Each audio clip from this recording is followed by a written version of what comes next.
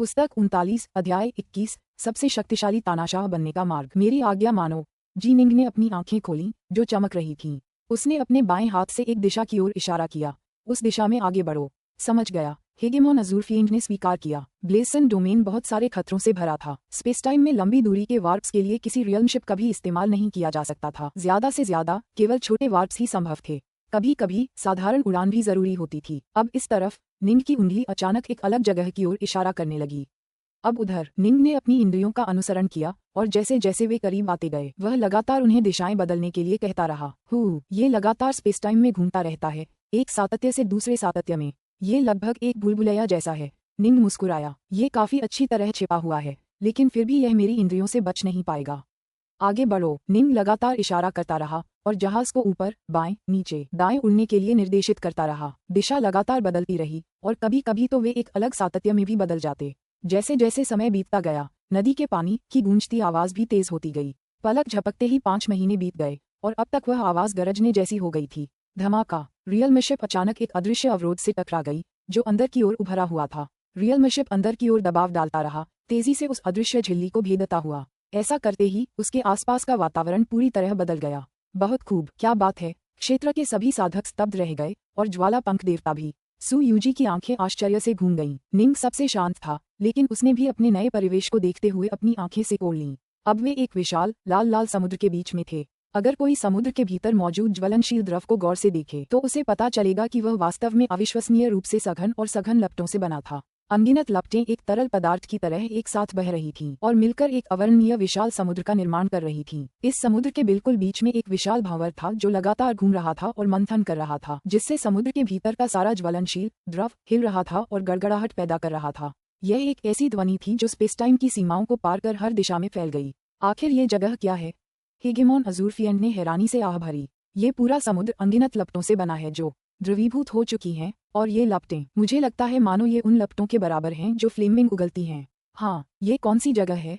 ब्लेसन domain में ऐसी जगह कैसे हो सकती है? मैंने तो इसके बारे में कभी सुना ही नहीं। पैट्रियार्क ट्रीविंड को भी समझ नहीं आया। मुझे ये जगह बहुत पसंद है गुरु, मैं तो बस यहीं गोता लगाना चाहता हूँ। फ्लेमिंग ने उत्साह से निंग की ओर देखा। आगे बढ़ो। निंग मुस्कुराया और सिर हिलाया। जप। फ्लेमिंग तुरंत दायरे से बाहर निकला और अपने असली रूप में आ गया। फिर सीधे धधकते समुद्र की ओर गोता लगाया। अपने असली रूप में भी वह महासागर में एक छोटे से बिंदु से ज्यादा कुछ नहीं था। प्लॉप। वह धधकते समुद्र में गिर गया और कुछ छींटे उड़ाए। जैसे ही फ्लेमिंग के पीछे पानी ऊपर आया वह तेजी से आग की लपटों में बदल गया। वाह वाह, ये तो बढ़िया है। आहा, ये बहुत अच्छा लग रहा है। फ्लेमिंग खुशी से आग की लपटों के बीच तैरती हुई, खुशी से गुर्राती और चीखती हुई बोली, गुरुजी, आइए और खुद आजमा कर देखिए। ये बहुत अच्छा लग रहा है। पिछली बार मुझे इतना सुकून तब मिला था जब मैं पैदा हुई थी। निंग और बाकी सभी लोग उस दायरे से बाहर उड़ गए, फिर खाली जगह में खड़े होकर विशाल समुद्र को घूरने लगे। ये पहली बार कब पैदा हुआ था? निंग का चेहरा तमतमा गया। फ्लेमिंग का जन्म कैओसवस के क्विंटेसेंस में हुआ था। इसका मतलब है कि यह जगह वास्तव में क्विंटेसेंस से काफी मिलती जुलती है, लेकिन ये जगह किसी भी तरह से प्राइम एसेंस का स्थान नहीं हो सकती। निंग की इच्छाशक्ति तलवार के दाव के प्रधान सार के साथ निरंतर संपर्क बनाए रखने में सक्षम थी, इसलिए उसे मोटे तौर पर अंदाजा था कि प्रधान सार कहाँ स्थित हैं। यह वह जगह नहीं थी। इतनी बड़ी मात्रा में अग्नि ऊर्जा मैंने ऐसा पहले कभी नहीं देखा। हेगेमॉन गुडसॉन्ग बुदबुदाया। यदि मेरा अनुमान सही है, सम्राट ज़ेड रेनबो ने कहा, ये स्थान ब्लेसन डोमेन का वास्तविक केंद्र होना चाहिए। सच्चा मूल। क्या आप ये कह रहे हैं कि संपूर्ण ब्लेसन डोमेन अपनी विशालता में इसी स्थान से उत्पन्न हुआ है? वे सभी एक साथ बोले। निंग उस जगह का ध्यानपूर्वक निरीक्षण करता रहा। उसकी नजर विशाल भंवर के बिल्कुल बीचों बीच पड़ी और वह उसके आर पार देख रहा था। जैसे जैसे वह उसके भीतर के कई निशानों और जख्मों को देख रहा था, इन निशानों ने निंग को वाकई कई नई अंतर्दृष्टियां दी और उसने तुरंत कहा, ज़ेड रेनबो सच कह रहा है। ये जगह वाकई ब्लेसन डोमेन का स्रोत है। ब्लेसन डोमेन में इतनी विशाल ऊर्जा इसी जगह की वजह से है। ये सब यहीं से उपजा है। यहीं रुको, मैं जाकर देखता हूँ। मुझे कोई परेशान नहीं करेगा। ये कहते हुए वह सीधे भंवर की ओर उड़ चला। सावधान रहें गुरुजी, सु यूजी ने चिंता से कहा। बस यही मेरा इंतजार करो, मैं ठीक हो जाऊंगा। निंग की आवाज हवा में गूंज उठी जबकि वह खुद उस विशाल भंवर के ठीक ऊपर पहुंच चुका था। धमाका धमाका धमाका। विशाल भंवर असीम शक्ति से भरा हुआ था और उससे निकलने वाली गड़गड़ाहट यहाँ विशेष रूप से तेज थी। निंग के आसपास का क्षेत्र उसके तलवार दाव क्षेत्र से भर गया जो उसकी रक्षा करता था। ये याद रखना जरूरी है कि निंग का क्षेत्र हेगेमॉन्स को भी आसानी से मार सकता था। भंवर के पानी को पीछे हटाने के लिए इसका इस्तेमाल करना काफी आसान था। फुसफुसाहट। जैसे ही निंग धीरे धीरे नीचे उतरा, तलवार दाव क्षेत्र ने सुनिश्चित किया कि तरल लपटों को पीछे हटा दिया जाए और एक तरफ धकेल दिया जाए। तो ऐसा ही है। निंग धीरे धीरे भंवर में और गहराई में डूबता गया। उसके आसपास 300 मीटर तक का क्षेत्र पूरी तरह खाली था। तरल लपटें उसमें प्रवेश नहीं कर पा रही थीं। निंग जितना गहरा डूबता गया, उतना ही वह स्तब्ध होता गया जब उसने देखा कि यह विशाल भंवर कैसे बना था। तो तरल रूप में आग में इतनी जबरदस्त शक्ति हो सकती है।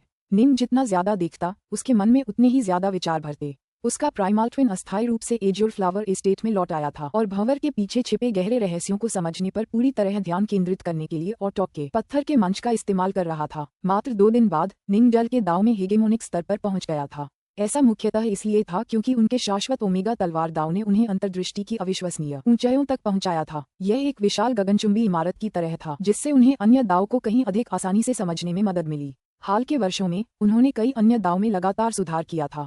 इस बार वे केवल एक ही झटके से जल के दाव में आधिपत्य स्तर तक पहुंचने में सफल रहे।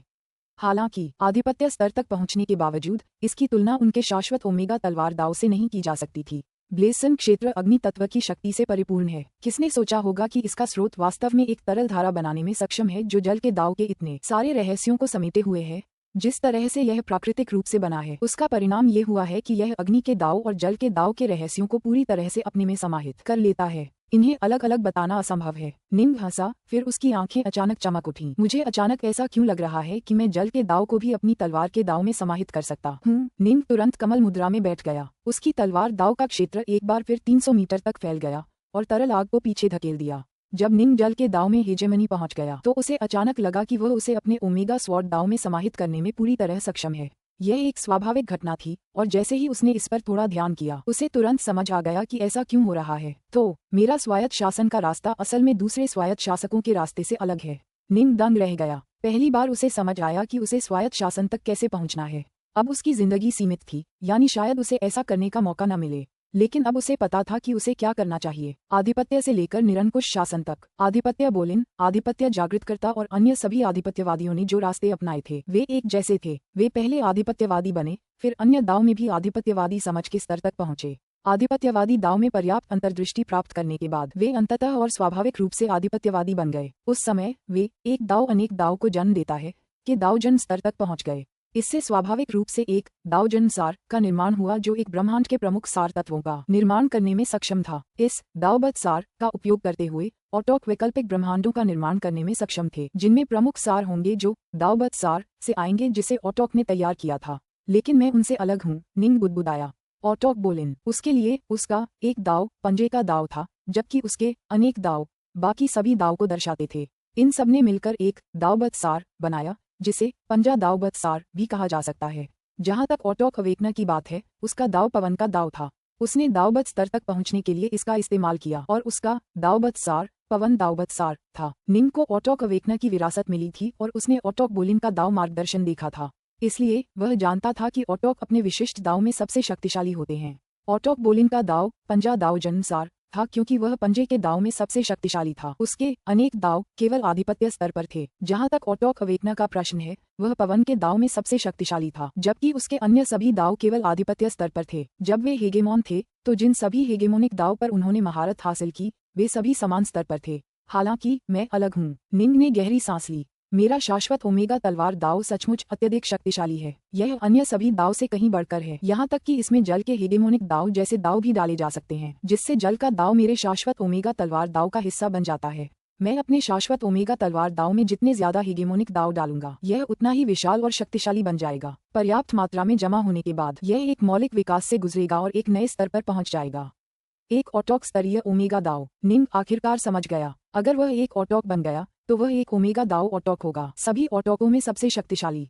काश निंग जानता था कि यह एक बेहद मुश्किल रास्ता होगा। बाकी ऑटॉकों को सिर्फ कई हेगेमोनिक दाव में महारत हासिल करनी थी, फिर एक एपिफनी हासिल करनी थी और फिर आगे बढ़ना था। उसे न सिर्फ उन दाव में महारत हासिल करनी थी बल्कि यह भी पता लगाना था कि उन्हें अपने अनंत ओमेगा स्वॉर्ड दाव में पूरी तरह से कैसे समाहित किया जाए। ये समाहित करने की प्रक्रिया उन हेगेमोनिक दाव में महारत हासिल करने से कहीं ज्यादा मुश्किल होगी। अगर वह उन दूसरे दाव को अपने साथ मिलाना चाहता और फिर अपना अनंत ओमेगा दाव विकसित करना चाहता तो इसके लिए समय, भाग्य और बहुत सारी अंतर्दृष्टि की आवश्यकता होती। समस्या ये थी कि उसका जीवनकाल बेहद सीमित था। उसके पास केवल कुछ हजार अराजकता चक्र ही बचे थे। ये भी पर्याप्त नहीं होने वाला था। हालांकि मुझे पता है कि मैं एक ऑटॉक कैसे बन सकता हूँ। मेरे पास पर्याप्त समय नहीं है। कितने अफसोस की बात है। निंग ने धीरे से अपना सिर हिलाया। कोई बात नहीं, मैं पहले जल के दाव को अपने अनंत ओमेगा तलवार दाव में पूरी तरह से मिला दूंगा। निंग ने तुरंत अपनी आंखें बंद कर लीं और अपना सारा ध्यान इस कार्य पर केंद्रित कर दिया। पुस्तक 39 अध्याय 22 आगमन। समय एक एक दिन बीतता गया। डाउल और डार्कनॉर्थ कब तक प्रशिक्षण लेगा? पैट्रियार्क ट्रीविंड उस विशाल जलते हुए समुद्र के ठीक बीच में आग के स्रोत को घूर रहा था। वहाँ एक बहुत बड़ा भंवर था और भंवर के केंद्र में कुछ 100 मीटर की गहराई पर एक श्वेत वस्त्रधारी आकृति कमल मुद्रा में बैठी थी। जैसा मैं देख रहा हूँ, सम्राट जेड रेनबो ने मन ही मन कहा। चूंकि डाउल और डार्कनॉर्थ डाउमज में असफल रहा है और उसका जीवनकाल सीमित है, तो प्रशिक्षण का क्या मतलब है?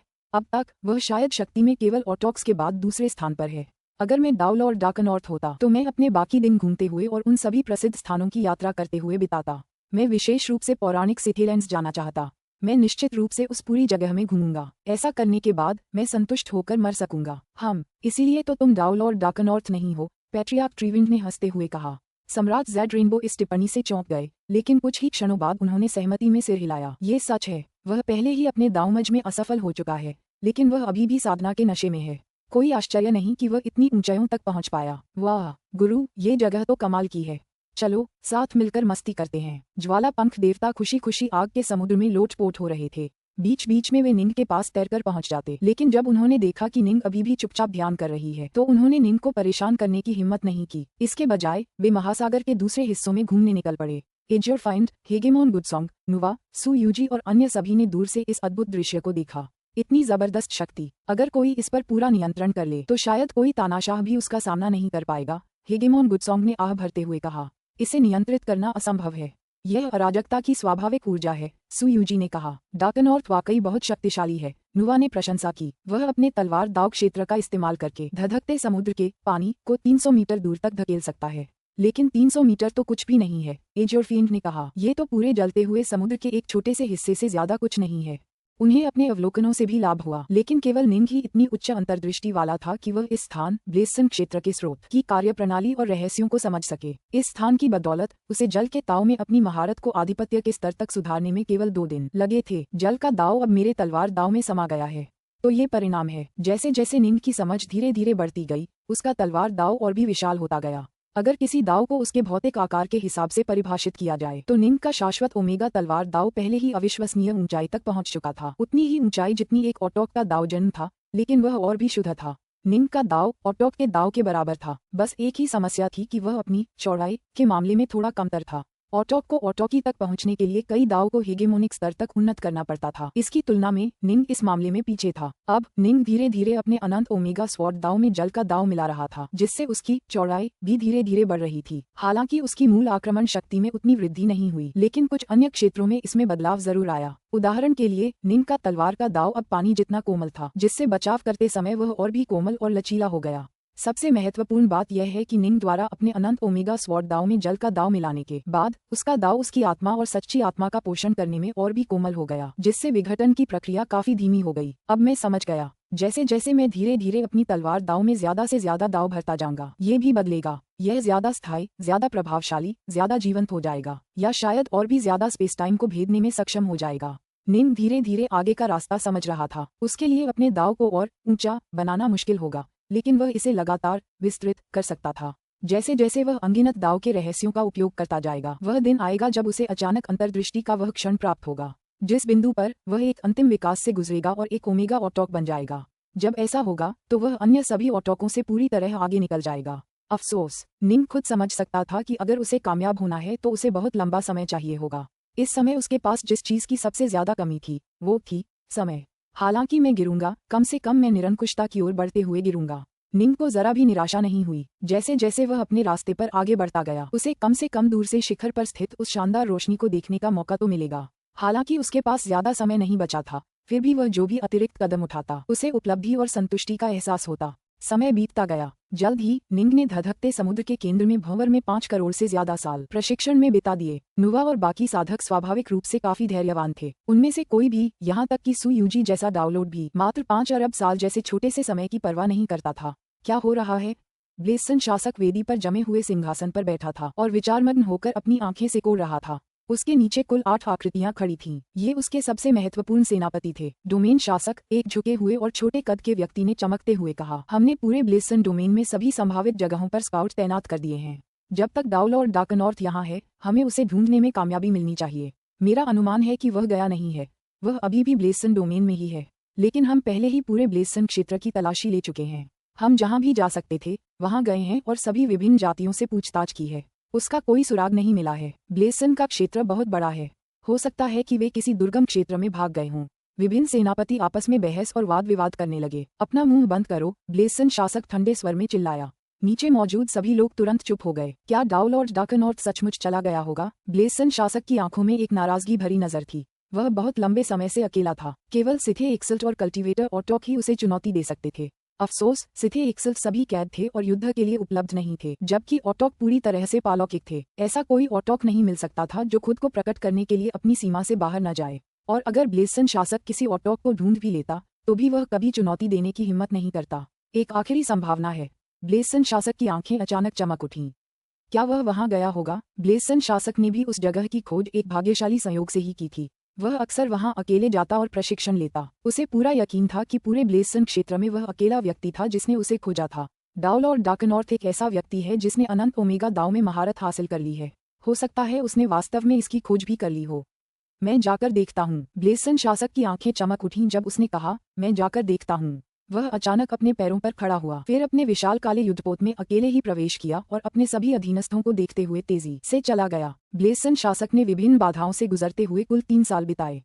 अंततः वह पहुंच गया। गड़गड़ाहट। एक विशालकाय काला युद्धपोत अचानक दूर की झिल्ली को भेदता हुआ प्रकट हुआ। यह क्या है?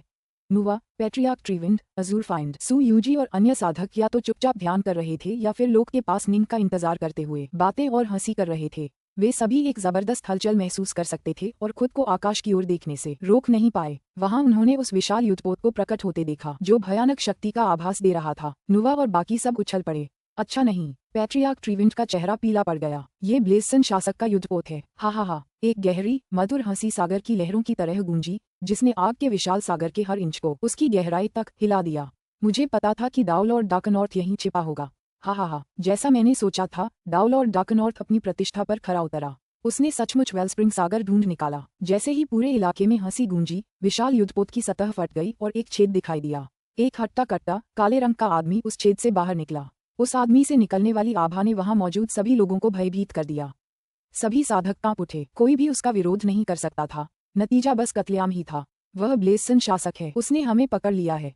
सम्राट ज़ेड रेनबो का चेहरा पूरी तरह से राख सा हो गया था। फुफ। अग्नि सागर में तैरता हुआ ज्वाला पंख देवता अचानक आकाश में उड़ गया। उसके पंख फैले हुए थे और उसका पूरा शरीर आग की लपटों में नहा रहा था। उसके शल्क बिल्ली के बालों की तरह सीधे खड़े हो गए थे और वह उस काले आदमी को गौर से देख रहा था। हालांकि ज्वाला पंख देवता का शरीर काफी बड़ा था, फिर भी वह इस समय बेहद सतर्क था। वह समझ सकता था कि उसके सामने खड़ा वह काला आदमी उसके लिए खतरा है। यह एहसास बिल्कुल वैसा ही था जैसा उस सिथे एक्सल्ट का सामना करते समय हुआ था।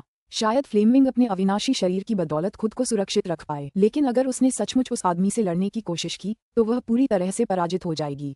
कैओस प्रिमोडियल, है ना? काले चमड़ी वाले आदमी ने फ्लेमविंग की ओर देखा। उसके होंठों के कोनों पर एक मुस्कान तैर रही थी। आग पसंद करने वाले कैओस प्रिमोडियल बहुत कम मिलते हैं। जवान दोस्त, जब मैं तुम्हारे मालिक को खत्म कर दूं तो तुम मेरे साथ आ जाना। तुम्हारे सपनों में, फ्लेमविंग चीखी, लेकिन उसने हमला करने की हिम्मत नहीं की। उसे पता था कि अगर उसने हमला किया तो उस पर पूरी तरह से कब्जा कर लिया जाएगा।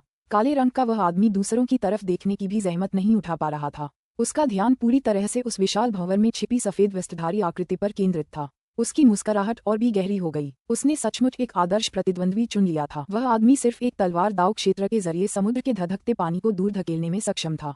पुस्तक 39, अध्याय 23, जी निंग और ब्लेसन शासक। डाउलॉर्ड डार्कनॉर्थ, अपनी गांड यहाँ से हटा। काले रंग का आदमी जोर से चिल्लाया। धमाका। नंगी आंखों से दिखाई देने वाली एक लहर अचानक उठी और दूर के भंवर में धमाका कर दिया। इस दृश्य ने पैट्रियार्क ट्रीविंड, नुवा और बाकी सभी को चौंका दिया। वह आदमी बहुत ज्यादा ताकतवर था। निस्संदेह कैओस प्राइमोडियल्स और सोर्सवॉकर्स कैओसवर्स के प्रमुख तत्वों की सबसे पसंदीदा संतान थे। कैओस प्राइमोडियल्स ऐसे शरीरों के साथ पैदा हुए थे जो सिथे के स्वर्ण सम्राटों के शरीरों से भी अथाह रूप से शक्तिशाली थे और उनके पास पूरे रियल्म से भी अधिक ऊर्जा भंडार था। अगर कोई कैओस प्राइमोडियल किसी तरह हेगेमोनिक स्तर तक प्रशिक्षित हो जाता तो वह शायद सिथे एक्सल्ट से भी अधिक शक्तिशाली होता। जहां तक सोर्सवॉकर्स की बात है, हालांकि उनके शरीर और ऊर्जा स्तर कैओस प्राइमोडियल्स से कमजोर थे, फिर भी वे दोनों ही मामलों में साधकों से कहीं बेहतर थे। यहाँ तक कि सबसे कमजोर सोर्स वॉकर्स जिन्होंने कभी प्रशिक्षण भी नहीं लिया, वे भी शक्ति के हेगेमोनिक स्तर पर होते, जो उनकी शक्ति का प्रमाण है। बस थोड़ा सा प्रयास और वे शक्ति में अदरवाइज लॉर्ड्स के बराबर हो जाते। और अगर वे अपनी अंतर्दृष्टि को हेगेमोनिक स्तर तक उन्नत करने में कामयाब हो जाते तो उनके पास सिथे एक्सल्ट की शक्ति होती। अफसोस, सोर्सवॉकर और कैओस प्राइमोडियल्स दोनों ही संख्या में बेहद कम थे। इस प्रकार सोर्सवॉकर की पूरी जाति में केवल लगभग 10 सदस्य ही थे जो शक्ति के सिथे एक्सल्ट स्तर पर थे। अराजकता लोक में सब कुछ न्यायपूर्ण था। साधकों को बहुत कम वरदान प्राप्त थे, लेकिन सबसे तेजस्वी साधकों में अंतर्दृष्टि और समझ की अद्भुत शक्तियां थीं, जैसे निंग और ओटोक। वास्तव में देव सम्राट हेलोंग या नुवा जैसे लोग भी समझ के मामले में सभी सोर्सवॉकरों से कहीं आगे थे। धमाका, तरलीकृत आग का भंवर अचानक फट गया क्योंकि शक्ति की लहर जी निंग के तलवार दाव क्षेत्र में घुस गई। पीठ पर काली म्यान बांधे एक सफेद वस्त्रधारी युवक समुद्र से ऊपर उठता हुआ आया। वह खाली हवा में तब तक चलता रहा जब तक वह आकाश में एक ऊंचे बिंदु पर नहीं पहुंच गया। फिर मुड़कर दूर काले युद्धपोत पर सवार उस हृष्ट-पुष्ट काली चमड़ी वाले आदमी को घूरने लगा। ब्लेसन रूलर, निंग के चेहरे पर मुस्कान थी। तुम भाग क्यों रहे थे? ब्लेसन शासक द्वेष से धड़क रहा था और उसकी आंखों के रूप में काम करने वाले 2 अग्निगोलक चकाचौंध कर देने वाली रोशनी से चमक रहे थे। मुझे यकीन नहीं हो रहा कि तुम सचमुच इतनी देर तक यहाँ छिपे रहे। वेलस्प्रिंग सागर ने मुझे आकर्षित किया और यहाँ खींच लाया, निंग ने हंसते हुए कहा। जहाँ तक युद्ध से बचने की इच्छा का सवाल है, मैं एक डाउलॉर्ड हूँ जो डाउमज में असफल रहा हूँ। जब मैं लड़ता हूँ तो मैं अपना जीवन काल ही समाप्त कर देता हूँ। स्वाभाविक रूप से जब भी संभव हो मैं युद्ध से बचना चाहता हूँ। यह फैसला तुम्हें नहीं करना है। ब्लेसन रूलर ने अपना दाहिना हाथ बढ़ाया, जिससे उसके अंदर एक विशाल अग्निमय कुल्हाड़ी प्रकट हो गई। कुल्हाड़ी की सतह सचमुच झुलसा देने वाली काली लपटों से चमक रही थी। मैं प्रभावित हूँ, ब्लेसन रूलर। ये कुल्हाड़ी तो कमाल की लग रही है। निंग ने फिर उस विशाल काले युद्धपोत की ओर देखा। मैंने एक बार एक और युद्धपोत देखा था जो पूरी तरह से गहरे काले पत्थरों से ढका हुआ था। उस युद्धपोत का नाम टाइगर हिल था, लेकिन वह पहले ही खंडहर हो चुका था। डोमेन रूलर, आपका युद्धपोत तो उससे काफी मिलता जुलता लगता है।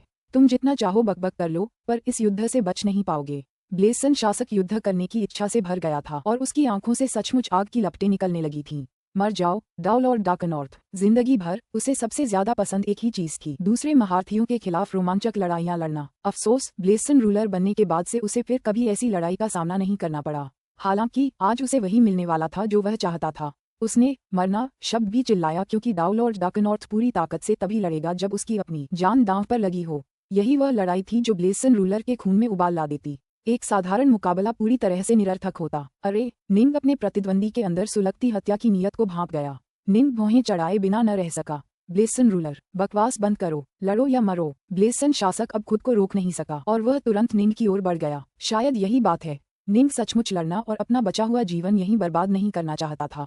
यह इसके लायक नहीं था। ब्लेसन शासक बहुत शक्तिशाली था और निंग उसे सिर्फ 1-2 हमलों में ही खत्म नहीं कर सकता था। तुम मुझे मजबूर कर रहे हो, युद्धोन्मादी पागल। ठीक है, तो फिर मैं तुम्हें सबक सिखाऊंगा। निंग ने अपना दाहिना हाथ आगे बढ़ाया और अपनी पीठ पर रखी म्यान से एक उत्तरधनुष तलवार निकाली। वह एक साथ सभी 6 तलवारें इस्तेमाल नहीं कर सकता था, क्योंकि इससे उसकी उम्र और भी तेजी से खत्म हो जाती। लड़ो। ब्लेसन शासक आकाश में दौड़ा, अपने पीछे एक लाल लाल धार छोड़ता हुआ। उसने अपनी कुल्हाड़ी ऊंची उठाई, जिससे वह एक ज्वलंत ऊर्जा के चाप में बदल गई जो किसी भी चीज को चीर सकती थी। कुल्हाड़ी स्वभाव से ही एक क्रूर हथियार थी और ब्लेसन शासक की अग्नि के दांव पर महारत ने उसे और भी विस्फोटक बना दिया। वह सचमुच एक अद्भुत शरीर और प्राकृतिक प्रतिभाओं से संपन्न है। वह अंतर्दृष्टि के मामले में केवल आधिपत्य के स्तर पर है, लेकिन वह शक्ति के एक अत्यंत भयानक स्तर को उजागर करने में सक्षम है। निंग ने अपनी उत्तरधनुष तलवार को ऊपर उठाते हुए धीरे से बुदबुदाया। गड़गड़ाहट। तलवार की रोशनी की अनगिनत धारियां हर दिशा में फैल गईं। यह उसका तलवार दाव क्षेत्र था। उसके तलवार दाव क्षेत्र की तलवार की रोशनी हिगिमन्स को आसानी से मार सकती थी। इसकी शक्ति इतनी प्रचंड थी कि यह किसी अन्य देवता के पूर्ण शक्तिशाली हमले के बराबर थी। निंग के नियंत्रण में तलवार की रोशनी की बाढ़ ब्लेसन शासक का रास्ता रोकने के लिए आगे बढ़ी, बाधाओं की परतों के रूप में जो लगातार उसके शरीर के हर हिस्से पर वार कर रही थीं, उसकी गतिविधियों और उसके कुल्हाड़ी के हमले के पीछे के रहस्यों को बाधित कर रही थीं। ये कुल्हाड़ी का वार स्पष्ट रूप से शक्तिशाली था, लेकिन निंग के तलवार दाव क्षेत्र द्वारा ब्लेसन शासक की गतिविधियों में लगातार बाधा डालने के कारण कुल्हाड़ी सुस्त पड़ गई। उसकी गतिविधियों के पीछे छिपे रहस्य बाधित हो गए, जिससे उसकी शक्ति नाटकीय रूप से कम हो गई। औसत दर्जे की अंतर्दृष्टि। निंग ने सिर हिलाया। अगर यह व्यक्ति साधक होता तो निंग उसे एक ही वार में मार सकता था। वाह, डाउलॉर्ड डार्कनॉर्थ, तुम्हारा स्वॉर्ड दाव क्षेत्र सचमुच शक्तिशाली है और तुम्हारी तलवारबाजी वाकई लाजवाब है। तुम मेरी तकनीक को आसानी से तोड़ पाए। मैंने एक बार डॉन वॉर के दौरान एक सिथे एक्सल से युद्ध किया था, लेकिन वह भी तुम्हारे जितना मजबूत नहीं था।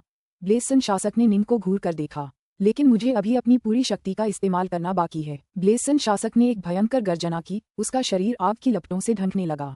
उसी समय उसके शरीर को ढंके काले कवच ने पानी की तरह बहना शुरू कर दिया और उसके शरीर के हर इंच को ढंकने लगा। उसके हाथों में जो अग्निमय कुल्हाड़ी थी उसकी सतह पर बने रून अचानक चमक उठे और कुल्हाड़ी की धार पर एक ज्वलंत प्रकाश प्रकट हुआ। इस कुल्हाड़ी की शक्ति इतनी बढ़ गई थी कि निंग को भी खतरे का आभास होने लगा।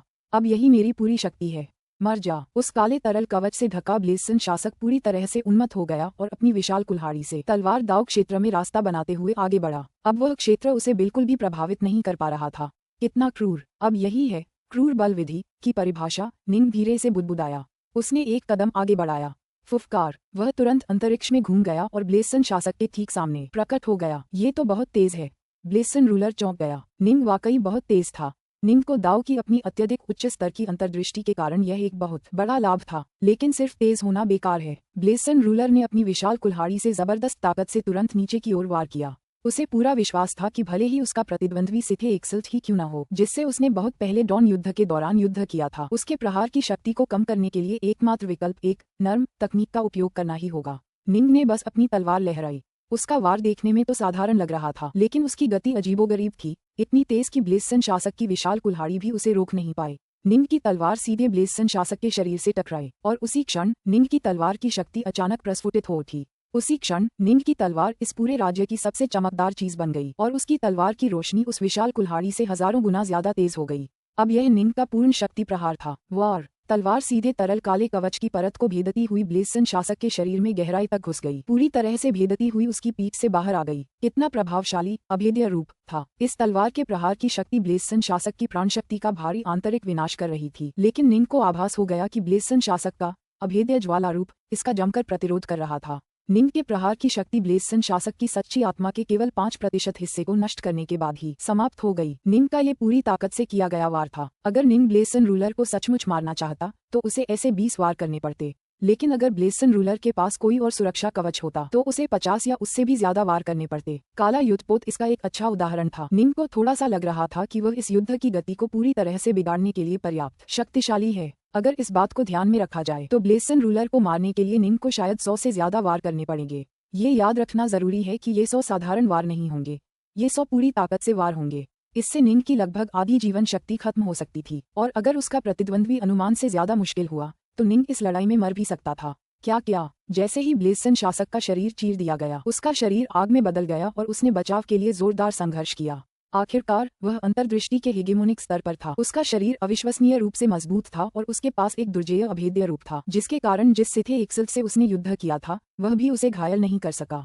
उसने मुझे एक ही वार में बुरी तरह घायल कर दिया। ब्लेसन रूलर का चेहरा पूरी तरह से राख जैसा हो गया था। अगर एक ही वार उसकी असली आत्मा का 5% भी मिटा सकता था तो ये भयानक था। यही उसकी असली आत्मा थी। सर्वोच्च श्रेष्ठ ऑटोक भी उसे 1-2 वार से नहीं मार पाएंगे। उसे मारने के लिए ऑटोक को काफी लंबी लड़ाई लड़नी पड़ेगी। संभवतः वे इस डाउलॉर्ड डाकनॉर्थ से ज्यादा शक्तिशाली नहीं थे। सच में उसका अनुमान बिल्कुल सही था। गहराई के मामले में अनंत ओमेगा तलवार दाव ऑटोक्स के दावबत के बराबर था। बस फर्क इतना था कि अनंत ओमेगा तलवार दाव उतना व्यापक नहीं था। हालांकि निंग उस समय उस तलवार का इस्तेमाल कर रहा था जिसे पूरे कैओस्पस का नंबर 1 आक्रामक खजाना कहा जा सकता है, नॉर्थपो तलवारें। इसका मतलब था कि उसका पूरा जोरदार हमला वाकई एक ऑटोक के हमले के बराबर था। भागो! ब्लेसन शासक के दिमाग से बाकी सारे विचार उड़ गए और वह तुरंत पीछे मुड़कर भाग गया। वह एक मजेदार और रोमांचक लड़ाई चाहता था, न कि मारा जाना।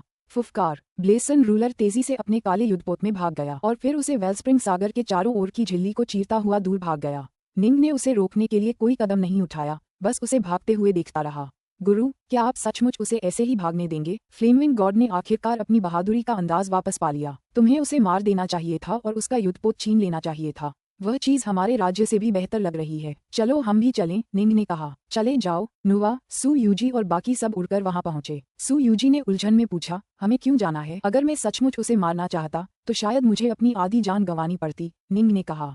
चलो जल्दी से चलते हैं। मैंने उस हमले से उसे डरा दिया, लेकिन उसे जल्द ही एहसास हो जाएगा कि मैं उसे इतनी आसानी से नहीं मार पाऊंगा। हो सकता है कि वह जाकर 4-5 दूसरे डोमेन शासकों को भी अपने साथ बुला ले। अगर ऐसा हुआ तो हम मुसीबत में पड़ जाएंगे। सू यूजी और फ्लेमविंग बहुत उत्साहित थे, लेकिन अब उन्हें होश आ गया। उन्हें याद आया कि उनका स्वामी एक डाउलॉर्ड था जिसने डाउमेज को विफल कर दिया था। उसका हर वार उसकी अपनी जीवन शक्ति को नष्ट कर रहा था। चलो चलें। निंग तुरंत उन्हें दायरे में ले गया और जल्दी से वेलस्प्रिंग सागर से बाहर निकल गया।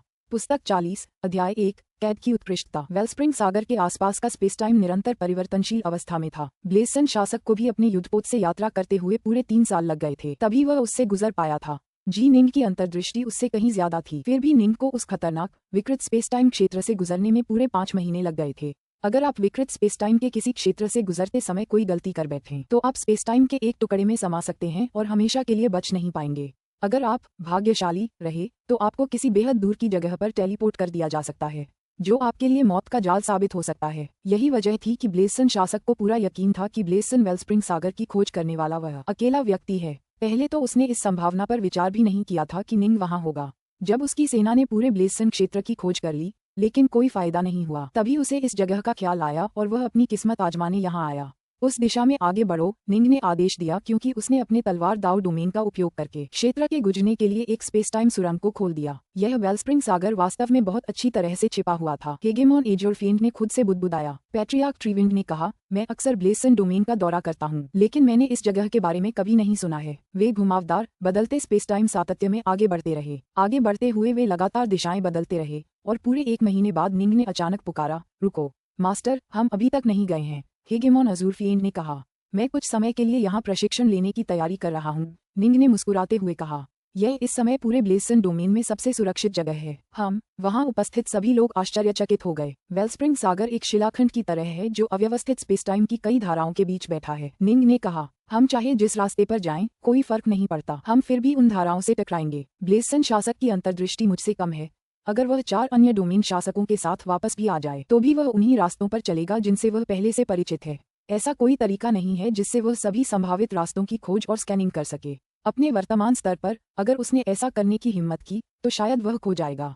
मेरा अनुमान है कि वह वेलस्प्रिंग सागर को इसलिए खोज पाया क्योंकि उसके पास युद्धपोत की मदद थी, अन्यथा वह इस जगह को कभी नहीं खोज पाता। निंग का अनुमान सही था। युद्धपोत सामान्य रियलमशिप की तुलना में स्पेस टाइम से कहीं ज्यादा जुड़ा हुआ था और मुख्यतः इसी युद्धपोत की बदौलत ब्लेसन शासक वेलस्प्रिंग सागर को ढूंढ पाया था। निंग ने कहा, जब मैं यहाँ प्रशिक्षण ले रहा हूँ तो वे मुझे ढूंढ नहीं पाएंगे।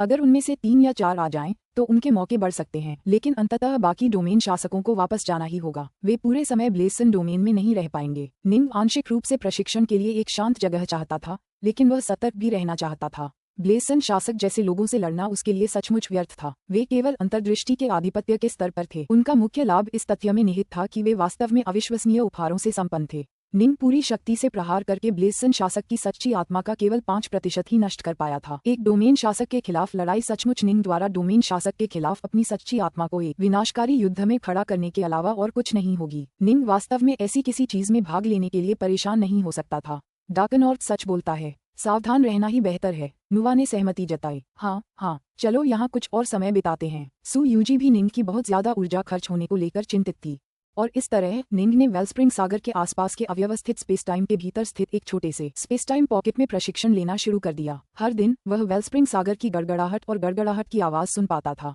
यहाँ तक कि सू यूजी, जो अग्नि के दाव के मार्ग पर चले थे, ने भी कई अंतर्दृष्टियां प्राप्त की और प्रशिक्षण लेना शुरू कर दिया। निंग ने स्वयं अपने जल के दाव को अपने शाश्वत ओमेगा तलवार दाव में धीरे धीरे विलीन करने पर ध्यान केंद्रित करना जारी रखा। कुल 1.2 अरब वर्ष बिताने के बाद उन्होंने अंततः ये प्रक्रिया पूरी की और अपने जल के दाव को अपने तलवार दाव में पूरी तरह से समाहित कर लिया। बेहद दयालु और सौम्य और जल के सभी रहस्यों से भरा हुआ। मुझे लगता है मैं इसे जल तलवार दाव कह सकता हूँ। निंग ने आंखें खोलते ही मुस्कुराया। उसने महसूस किया कि उसका तलवार हृदय पहले की तुलना में थोड़ा ज्यादा शांत और शांतिपूर्ण था।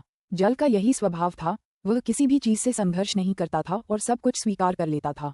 जल के दाव के कारण उसकी आत्मा और सच्ची आत्मा अब काफी शांत हो गई थी और पहले की तुलना में बहुत धीरे धीरे विघटित होने लगी थी। मैंने लोनली किंग और 8 भुजाओं वाले दानव को मार डाला, फिर ब्लेसन शासक पर हमला किया। इन कार्रवाइयों के कारण मेरी सच्ची आत्मा और तेजी से विघटित हो गई, लेकिन जल के दाव के रहस्यों को अपनी तलवार दाव में समाहित करने से यह प्रक्रिया एक बार फिर धीमी हो गई। इन चीजों ने वास्तव में एक दूसरे को रद्द कर दिया। मेरे पास अभी भी लगभग 8000 अराजकता चक्र बचे हैं। निंग हंसा, लेकिन वह जानता था कि उन 3 लड़ाइयों में उसने जो खोया था उसकी भरपाई करने का कोई तरीका नहीं था। अगर उसने कभी युद्ध ही न किया होता तो जल के दाव के पूर्ण एकीकरण से उसका जीवनकाल 10,000 अराजकता चक्रों तक बढ़ जाता। ये याद रखना चाहिए कि उसके अन्य दाव, जैसे बिजली के दाव, उसकी सच्ची आत्मा की रक्षा में उसके बहुत कम काम आएंगे। निंग को लग रहा था कि इस मामले में जल का दाव सबसे कारगर है, लेकिन अफसोस, जिन लड़ाइयों में उसने हिस्सा लिया था उनके कारण इसके फायदे खत्म हो गए थे। इन लड़ाइयों का असर तटबंध पर दरारें पड़ने जैसा होता था। हर लड़ाई के साथ ये दरारें और भी बड़ी होती जाती और वह दिन और भी जल्दी आ जाता जब तटबंध पूरी तरह से टूटकर बिखर जाता।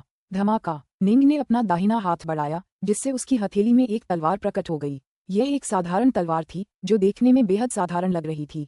अरे, ये तलवार! नुवा, पैट्रियार्क ट्रीविंड, अजूर फाइंड गुडसोंग और उस क्षेत्र के अन्य लोग उस तलवार के प्रति आकर्षित और मोहित हुए बिना नहीं रह सके।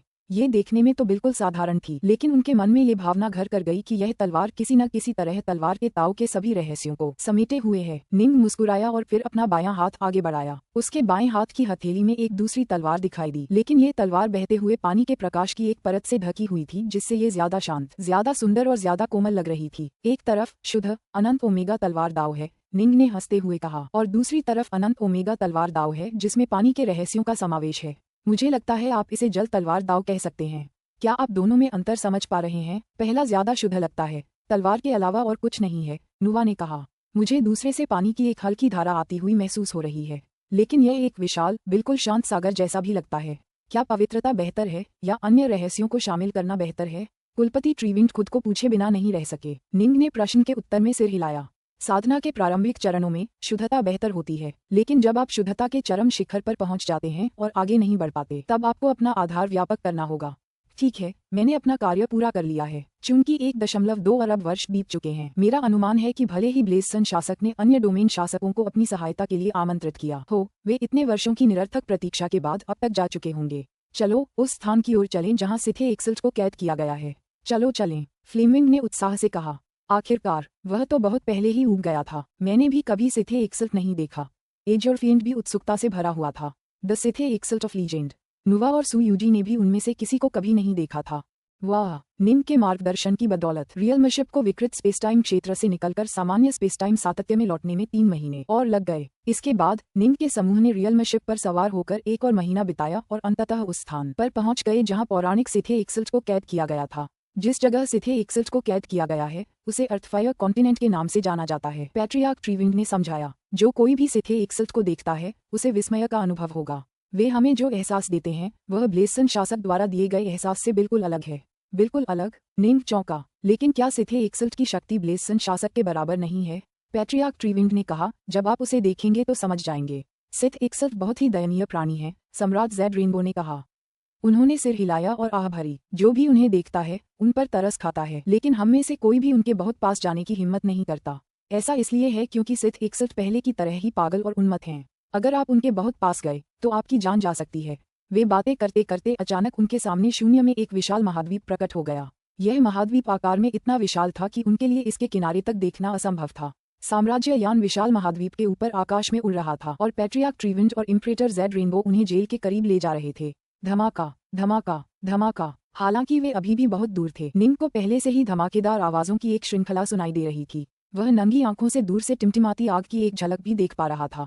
जैसे जैसे वह लोकयान और करीब आता गया, अग्नि का प्रकाश और भी चकाचौंध करने लगा। ये वास्तव में अग्नि प्रकाश का एक विशाल क्षेत्र था जो 10 अरब किलोमीटर के क्षेत्र में फैला हुआ था। यह मानो दैवीय दंड का क्षेत्र था जो क्षेत्र के बिल्कुल बीचों बीच एक धुंधली आकृति को कुचल रहा था और दबा रहा था। वह धुंधली आकृति कमल मुद्रा में विराजमान थी। उसके शरीर से एक प्रचंड शक्ति का आभामंडल निकल रहा था जो अग्नि प्रकाश के अंतहीन क्षेत्र से लड़ रहा था। क्या? निंग का चेहरा पीला पड़ गया। ज्वलंत प्रकाश का विशाल क्षेत्र स्पष्ट रूप से अपनी शक्ति को केंद्र में केंद्रित कर रहा था, जहाँ धुंधली आकृति पर विस्फोटों की एक अंतहीन श्रृंखला फूट रही थी। प्रत्येक विस्फोट की शक्ति ब्लेसन शासक के पूर्ण शक्तिशाली प्रहारों से कहीं अधिक थी, और धुंधली आकृति से निकलने वाली आभा भी स्पष्ट रूप से ब्लेसन शासक की आभा से बेहतर थी। क्या उन्होंने यह नहीं कहा था कि सिथे एक्सल्ट शक्ति में ब्लेसन शासक के बराबर था? निंग को यह सुनकर तुरंत हैरानी हुई। पुस्तक 40, अध्याय 2, पागल साम्राज्य कारागार की ओर उड़ता रहा। जी निंग देख सकती थी कि 10 अरब किलोमीटर के अग्नि क्षेत्र में वास्तव में अन्य आकृतियों की एक श्रृंखला थी जो या तो कमल मुद्रा में विराजमान थी या छोटी छोटी इमारतों में स्थित थीं। ये साधक सिथे एक्सल्ट के आसपास के क्षेत्र में बिखरे हुए थे और सबसे नजदीकी साधक भी कम से कम 10 लाख किलोमीटर की दूरी बनाए हुए थे। डाउल और डार्क नॉर्थ, पैट्रियार्क ट्रीविंड ने तुरंत समझाया, अर्थफायर महाद्वीप बेहद प्रसिद्ध है। यहाँ कई साधक दर्शन करने आते हैं और कभी कभी बंदी सिथे एक्सल्ट उन्हें कुछ मार्गदर्शन प्रदान करता है। मार्गदर्शन? निंग हैरान था। सिथे हमारे प्राणघातक शत्रु हैं। वह इतनी दयालु क्यों है कि हमें मार्गदर्शन दे सके? क्या ये शायद कोई चाल हो सकती है? नुवा ने अनुमान लगाया। सम्राट जेड रेनबो हंसे। सिथे एक्सल्ट अनगिनत वर्षों से यहाँ कैद है। हो सकता है कि उसके लिए साधकों के साथ कभी कभार होने वाली बातचीत एक तरह की अस्थायी मुक्ति हो। उनके दाव में खामियां बताते हुए कोई चाल कैसे हो सकती है?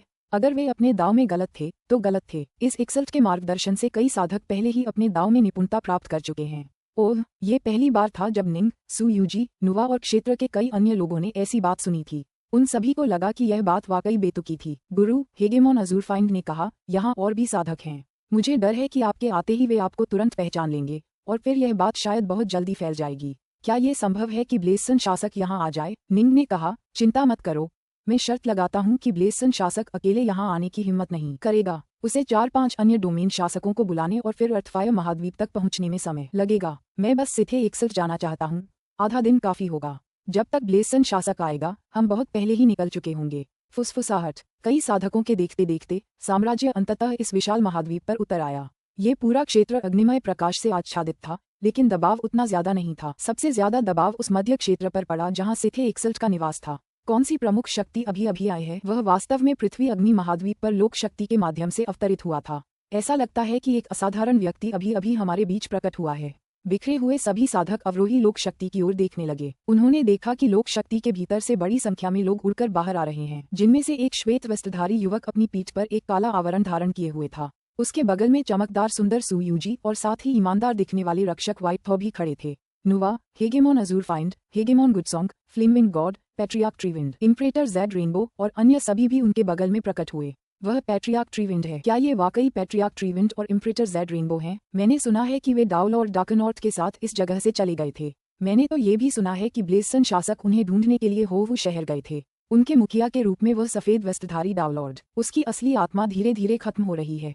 वह महान डाउलॉर्ड डार्कनॉर्थ होना चाहिए, है ना? एक सफेद वस्त्रधारी युवक जिसकी पीठ पर एक काला म्यान है और जो दाऊमज में असफल रहा।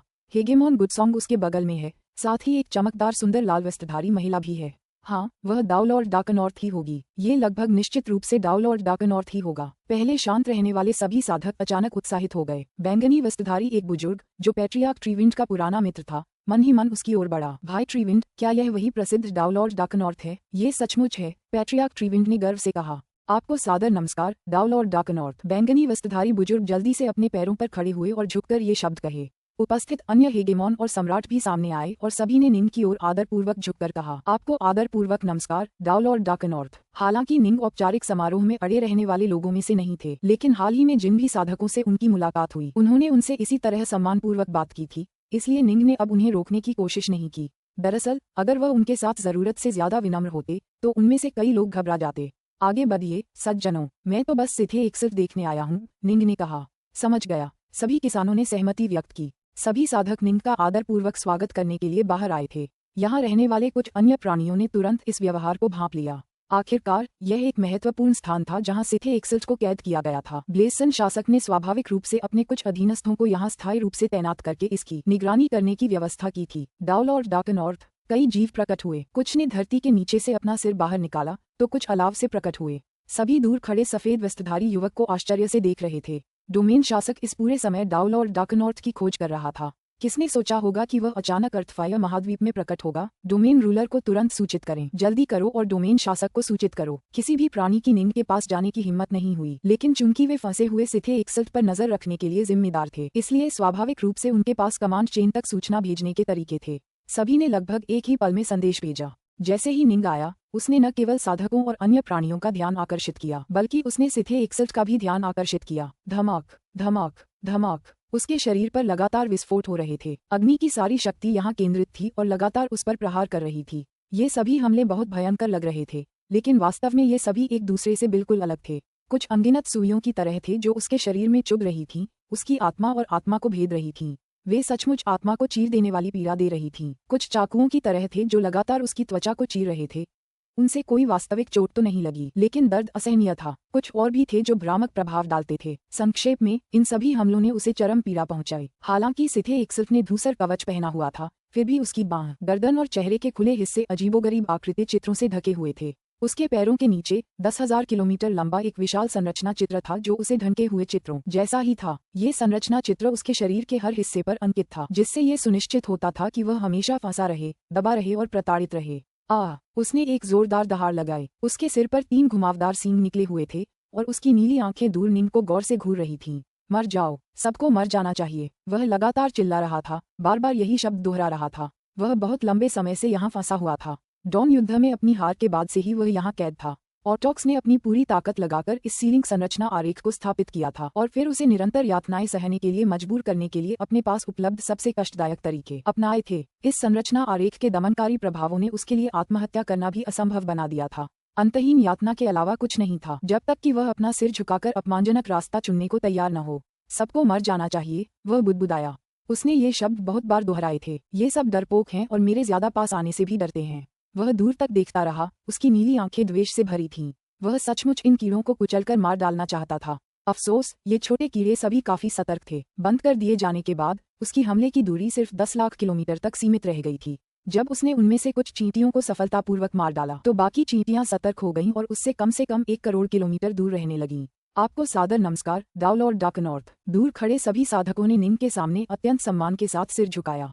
आहा, एक्सल्ट का ध्यान इस ओर गया। बहुत समय हो गया था जब उसने इन साधकों को किसी और के साथ इतना सम्मानपूर्वक व्यवहार करते देखा था। पिछली बार तब था जब ब्लेसन शासक इस स्थान पर आए थे। हाँ, ऑटोक्स को भी जब वे आए थे तो इस तरह का स्वागत मिला था, लेकिन किसी अन्य साधक को ऐसा स्वागत नहीं मिलता था। ऐसा इसलिए था क्योंकि यहाँ के साधक हेगेमोन और अदरवर्ज लॉर्ड्स थे। किसी और के लिए उन्हें ऐसा सम्मान दिखाने के लिए मनाना बेहद मुश्किल था। डाउलॉर्ड डार्कनॉर्थ, हो, वह उनकी सभ्यता का एक डाउलॉर्ड है। वह हैरान था। डाउलॉर्ड्स को उनकी व्यवस्था में सम्राटों से कमजोर होना चाहिए, है ना? उनमें से इतने सारे लोग इतना सम्मान क्यों दिखा रहे हैं? यद्यपि यह बात कि निंग ने अनंत ओमेगा तलवार दाव में महारत हासिल कर ली है, साधक सभ्यताओं में जंगल की आग की तरह फैल गई थी, लेकिन कैद सिथे एक्सल्ट को इसकी सूचना नहीं दी गई थी। वह मुझे ऐसा एहसास दे रहा है। रुको, कुछ तो गड़बड़ है। वह कोई साधारण डाउलॉर्ड नहीं है। उसने अपनी नजर निंग पर गड़ा दी। और वह अपने डाउमज में असफल रहा है। अपनी सभ्यता में जो डाउलॉर्ड डाउमज में असफल होते हैं उन्हें निश्चित मृत्यु का सामना करना पड़ता है। इस डाउलॉर्ड ने डाउमज में असफल किया है, लेकिन वे सभी उसका बहुत सम्मान करते हैं। और वह मुझे एक अजीब सा एहसास दे रहा है, मानो वह मेरे बराबर का हो। अचानक उसकी आंखें चौड़ी हो गईं और एक जबरदस्त शक उसके दिल में ज्वार की तरह उमड़ पड़ा। क्या वो? हाँ, इसमें कोई शक नहीं। यही एकमात्र संभावना है। एक ऐसा डाउलॉर्ड जो अन्य लोगों के स्वामियों को भी इतना सम्मान दे सके और जो मेरे बराबर का भी हो। बस एक ही संभावना है। उसकी नीली आंखें अचानक अविश्वसनीय चमक से चमक उठीं। क्या ऐसा हो सकता है कि उनकी सभ्यता ने आखिरकार किसी ऐसे व्यक्ति को जन्म दिया है जो शाश्वत ओमेगा दाव को नियंत्रित कर रहा है? शुक्र है वह एक डाउलॉर्ड है जो दावमज में असफल रहा है। उसके पास ज्यादा समय नहीं बचा है, वरना वह एक बड़ी समस्या बन जाता। एक डाउलॉर्ड जिसने अनंत ओमेगा दाव में महारत हासिल कर ली है ना? सिथे एक्सल्ट ने अपने सामने आए दृश्य के आधार पर तुरंत इस निष्कर्ष पर पहुंच गया। यह अनुमान लगाना आसान था।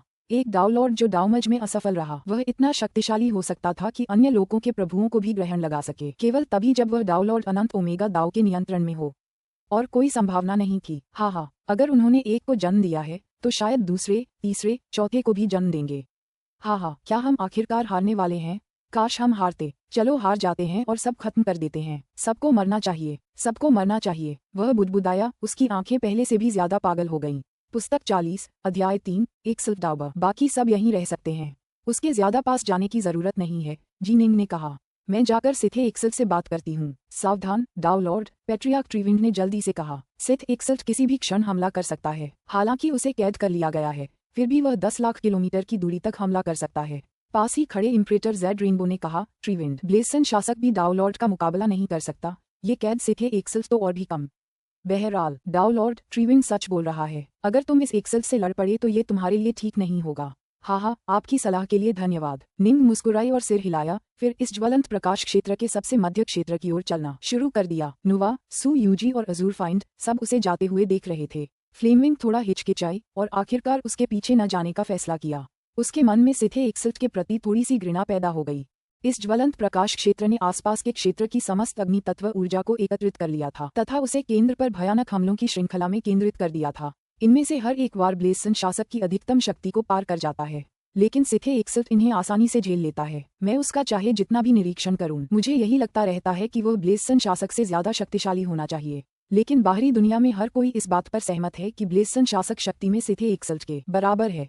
निंग ने एक्सल्ट को घूरा। उसका मन संदेह से भर गया। अचानक उसकी नजर उस अविश्वसनीय रूप से जटिल संरचना आरेख पर पड़ी जो बैठे हुए सिथे एक्सल्ट के चारों ओर 10,000 किलोमीटर के क्षेत्र को घेरे हुए था। वह संरचना आरेख इस पूरे ज्वलंत प्रकाश क्षेत्र का केंद्र और मर्म था। सिथे एक्सल्ट की त्वचा के उजागर हिस्से भी उस संरचना आरेख के समान छापों से ढके हुए थे। अब ये तो घटिया चाल है। निंग ने ठंडी सांस ली। जिस व्यक्ति ने ये संरचना आरेख बनाया है वो संरचना के दांव में मुझसे कहीं आगे है। निंग घूरता रहा और इस संरचना आरेख में अग्नि का दाव, ब्रह्म का दाव, अंधकार का दाव और यातना के कई अन्य उपकरण शामिल हैं। इनमें से कई आत्मा और सच्ची आत्मा पर हमला करने के लिए हैं। पूरे अराजकता लोक में केवल ऑटोक ही ऐसा संरचना आरेख बना सकते हैं जिसमें इतने सारे दाव शामिल हों। अवतार दाव जन्म स्तर पर थे, जहां एक दाव अनेक दाव को जन्म देता है। अवतार बोलिन पंजे के दाव के माध्यम से अवतार की तक पहुंच चुके थे और उन्होंने अन्य सभी दाव में भी आधिपत्य प्राप्त कर लिया था। संरचनाएं ब्रह्म, यहाँ तक कि वे दाव भी जिनका उन्होंने कभी प्रशिक्षण नहीं लिया था, अवतार की प्राप्त करने के बाद उन्होंने उन सभी में आधिपत्य प्राप्त कर लिया था। इस प्रकार अवतार स्वाभाविक रूप से संरचना आरेखों को स्थापित करने में कई अलग अलग दाव का उपयोग करने में सक्षम थे। जिस व्यक्ति ने ये संरचना स्थापित की थी उसने विभिन्न दाव को एक साथ पूरी तरह से मिला दिया था। ऐसा लग रहा था मानो अवतार न केवल अराजकता लोक में सबसे शक्तिशाली साधक थे, बल्कि वे सबसे भयानक यातना देने वाले भी थे। ऑटोक्स के मन में उनके प्रति कितनी नफरत होगी। युद्ध समाप्त होने के बाद भी वे सिथे एक्सल्ट को क्यों सता रहे हैं? निंग ने मन ही मन सोचा, और यह सजा अनंत और कभी न खत्म होने वाली है। क्या उन्हें मार डालना आसान नहीं होगा? इन संरचना आरेखों को बनाने में इतना समय और मेहनत क्यों लगाई जाए? या शायद ऑटोक्स की अपनी कोई योजनाएं हैं? निंग ने सोचा। इस सवाल पर विचार करते हुए वह एक्सल्ट के और करीब पहुंचता गया। 80 lakh kilometre, 5 lakh kilometre, 30 lakh kilometre, 20 lakh kilometre, 10 lakh kilometre. निंग आगे बढ़ते हुए जरा भी नहीं हिचकिचाया। हालांकि अब वह सिथे एक्सल्ट के हमलों की सीमा में था, फिर भी उसे जरा भी चिंता नहीं हुई। हालांकि उसे लग रहा था कि सिथे एक्सल्ट ब्लेसन रूलर से ज्यादा ताकतवर है। निंग ने ब्लेसन रूलर को शक्ति और दाव की समझ दोनों में पीछे छोड़ दिया था। वह शायद ऑटोक के स्तर की शक्ति का था, और अगर उसकी सच्ची आत्मा लगातार कमजोर न होती तो निंग एक ऑटोक से असल में मुकाबला करने की हिम्मत जरूर कर लेता। कैद सिथे एक्सल्ट से उसे डर कैसे लग सकता था? अरे सिथे एक्सल्ट, जो सिर झुकाए कमल मुद्रा में बैठा था, आखिरकार हल्की सी खर्राटे की आवाज निकाली। उसके शरीर पर चढ़ा धूसर कवच जंग लगा हुआ और पुराना लग रहा था। उसने अपना सिर ऊपर उठाया। उसके सिर पर घुमावदार सींग बहुत तीखे लग रहे थे और उसने निंग को गौर से देखा। उसके गले से एक गड़गड़ाहट भरी आवाज निकली। क्या तुमने सचमुच मेरे पास आने की हिम्मत की? मैं हिम्मत क्यों नहीं करूंगी। निंग उसकी ओर बढ़ता रहा और लगभग 1 लाख किलोमीटर दूर होने पर ही रुका। इस दूरी पर दोनों एक दूसरे के चेहरे साफ देख पा रहे थे। हाँ, तुम सचमुच एक ऐसे व्यक्ति हो जिसने अनंत ओमेगा दाव में महारत हासिल कर ली है। हाँ, मैं डाउब, तुम्हारी साधक सभ्यताओं के बहुत कम सदस्यों के प्रति प्रशंसा महसूस करता हूँ। तुम अभी उस सूची में शामिल हुए हो। सिथे एक्सल्ट ने निंग को गौर से देखा। उसके चेहरे पर कभी कभी दर्द के कारण ऐंठन आ रही थी, लेकिन उसकी आवाज बिल्कुल शांत और स्थिर थी। अफसोस की बात है कि तुम दावमज में असफल रहे। जल्द ही तुम्हारी मौत आ जाएगी। सचमुच अफसोस की बात है। तुम अपनी सभ्यता के पहले सदस्य हो जिसने अनंत ओमेगा दाव में महारत हासिल की है, लेकिन तुम जल्द ही मरने वाले हो। जहाँ जीवन है वहाँ मृत्यु भी है। निंग मुस्कुराया। मृत्यु से डरने की कोई जरूरत नहीं है, और मृत्यु उससे कहीं बेहतर है जो तुम्हारा इंतजार कर रही है। तुम सचमुच मृत्यु से भी बदतर जीवन जी रहे हो। धिक्कार है तुझ पर। सिथे एक्सल्ट ने धीमी आवाज में गुर्राहट की। उसकी आंखों में क्रूर रोशनी चमक रही थी। मुझे मार डालो डाव लॉर्ड, मुझे मार डालो। मुझे पता है कि तुम्हें मुझे मारने की ताकत है। ऑटोक्स ने तुम्हें जरूर किसी वजह से कैद किया होगा। मैं क्यों दखल देकर मुसीबत खड़ी करूं? निंग ने सिर हिलाया। इसके अलावा सिथे हम साधकों के प्राणघातक दुश्मन हैं। मैं एक डाव लॉर्ड हूं जिसने दावमज को विफल कर दिया है। अगर मैं तुम्हें मार दूं तो मुझे अपना जीवन काल गंवाना पड़ेगा। हम दोनों के बीच ऐसा कोई रिश्ता नहीं है जो मुझे ऐसा बलिदान देने के लिए प्रेरित करे। सिथे एक्सल्ट को आश्चर्य हुआ। ऐसा लग रहा था मानो इस भयानक दावलॉर्ड को पता ही नहीं था कि उसे क्यों कैद किया गया है। ग्रा सिथे एक्सल्ट ने दर्द से एक छोटी कर्कश गड़गड़ाहट भरी। जाहिर था वह बहुत पीड़ा में था। थोड़ी देर बाद उसने अपनी पीड़ा दबाई और बोलना जारी रखा। हम सिथे हार गए, ये सच है।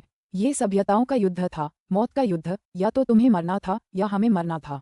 हम युद्ध हार गए और मैं इसके परिणामस्वरूप मृत्यु को स्वीकार करने को तैयार हूँ। तुम मुझे इस तरह क्यों सता रहे हो? निंग चुपचाप सुनता रहा। अगर मैं डाउब आजाद होता और अपनी मर्जी से काम लेता तो मैं इतना क्रूर और जानलेवा युद्ध कभी नहीं छेड़ता। इस युद्ध से बचने का कोई रास्ता नहीं था। अगर तुम साधक सत्ता में रहते तो हम सिथे नष्ट हो जाते। इसीलिए मुझे युद्ध में भाग लेना पड़ा। युद्ध में हमारे दोनों पक्षों को बहुत नुकसान हुआ। तुम्हें मुझसे इतनी नफरत क्यों है? तुम मुझे इतना कष्ट क्यों दे रहे हो? मुझे मार डालो, मुझे मुक्ति दो। मैं इस अंतहीन यातना से बहुत थक गया हूँ। सिथे एक्सल्ट डॉबर ने निंग को गौर से देखा। उसकी आंखें उत्सुकता से भरी थीं। निंग के मन में अचानक से उस आदमी पर हमला करने और उसे मार डालने का आवेग आया, ताकि उसे उसकी यातना से मुक्ति मिल सके।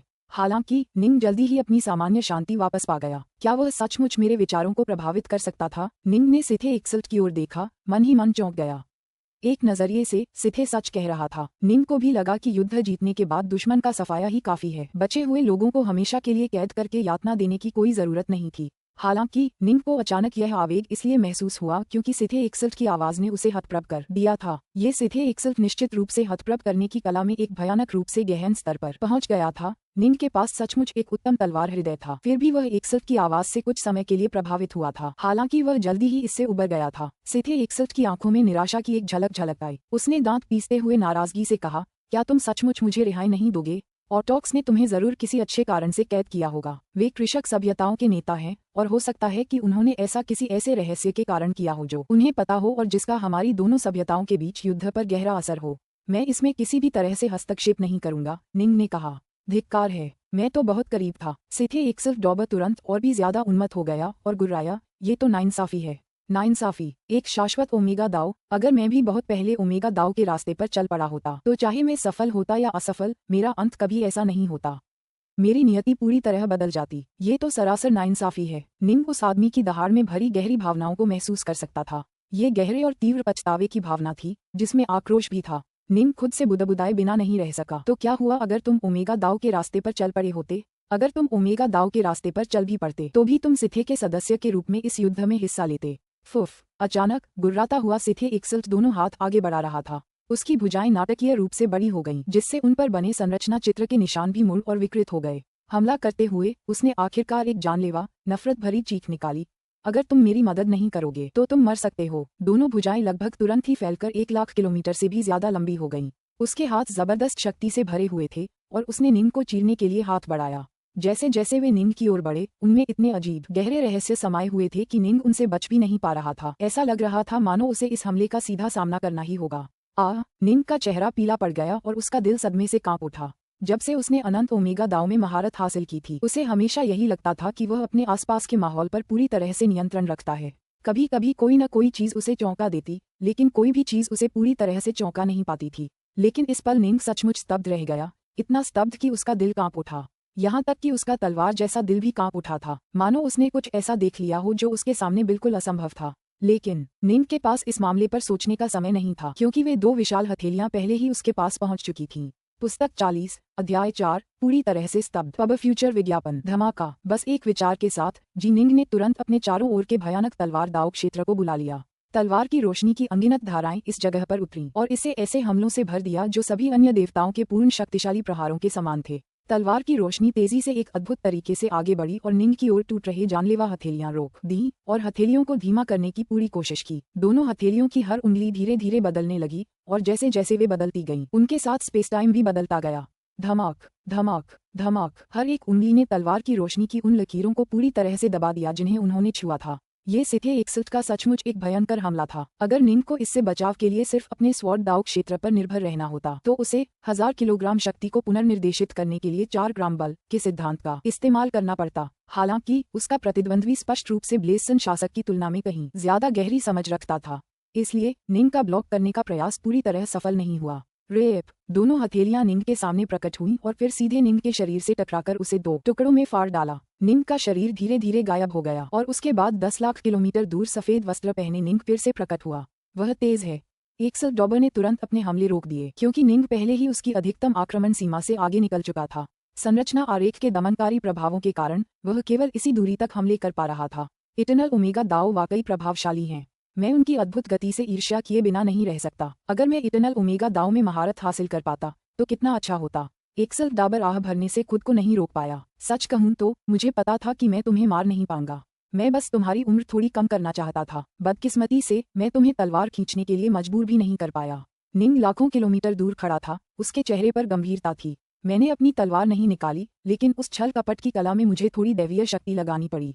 शाश्वत ओमेगा दाव सामान्य ऑटोक्स के दाव जितने ही गहन थे। इस प्रकार निंग के पास वास्तव में कई अविश्वसनीय तकनीकों तक पहुंच थी। ऐसी तकनीकें जो किसी व्यक्ति को अंतर्दृष्टि के एक निश्चित स्तर तक पहुंचने पर स्वाभाविक रूप से प्राप्त हो जाती हैं। उदाहरण के लिए, जब निंग चौथे चरण का दाव लॉर्ड बना तो वह तलवार के दाव में अंतर्दृष्टि के इतने उच्च स्तर पर पहुंच गया था कि उसने छायाहीन रूप, एक अजेय रूप पर स्वाभाविक रूप से महारत हासिल कर ली थी। उसके तलवार के दाव ने स्पेस टाइम को भेदने और कर्म को भेदने की शक्ति प्राप्त कर ली थी और वह कई अलग अलग क्षेत्रों में अविश्वसनीय ऊंचाइयों तक पहुंच गया था।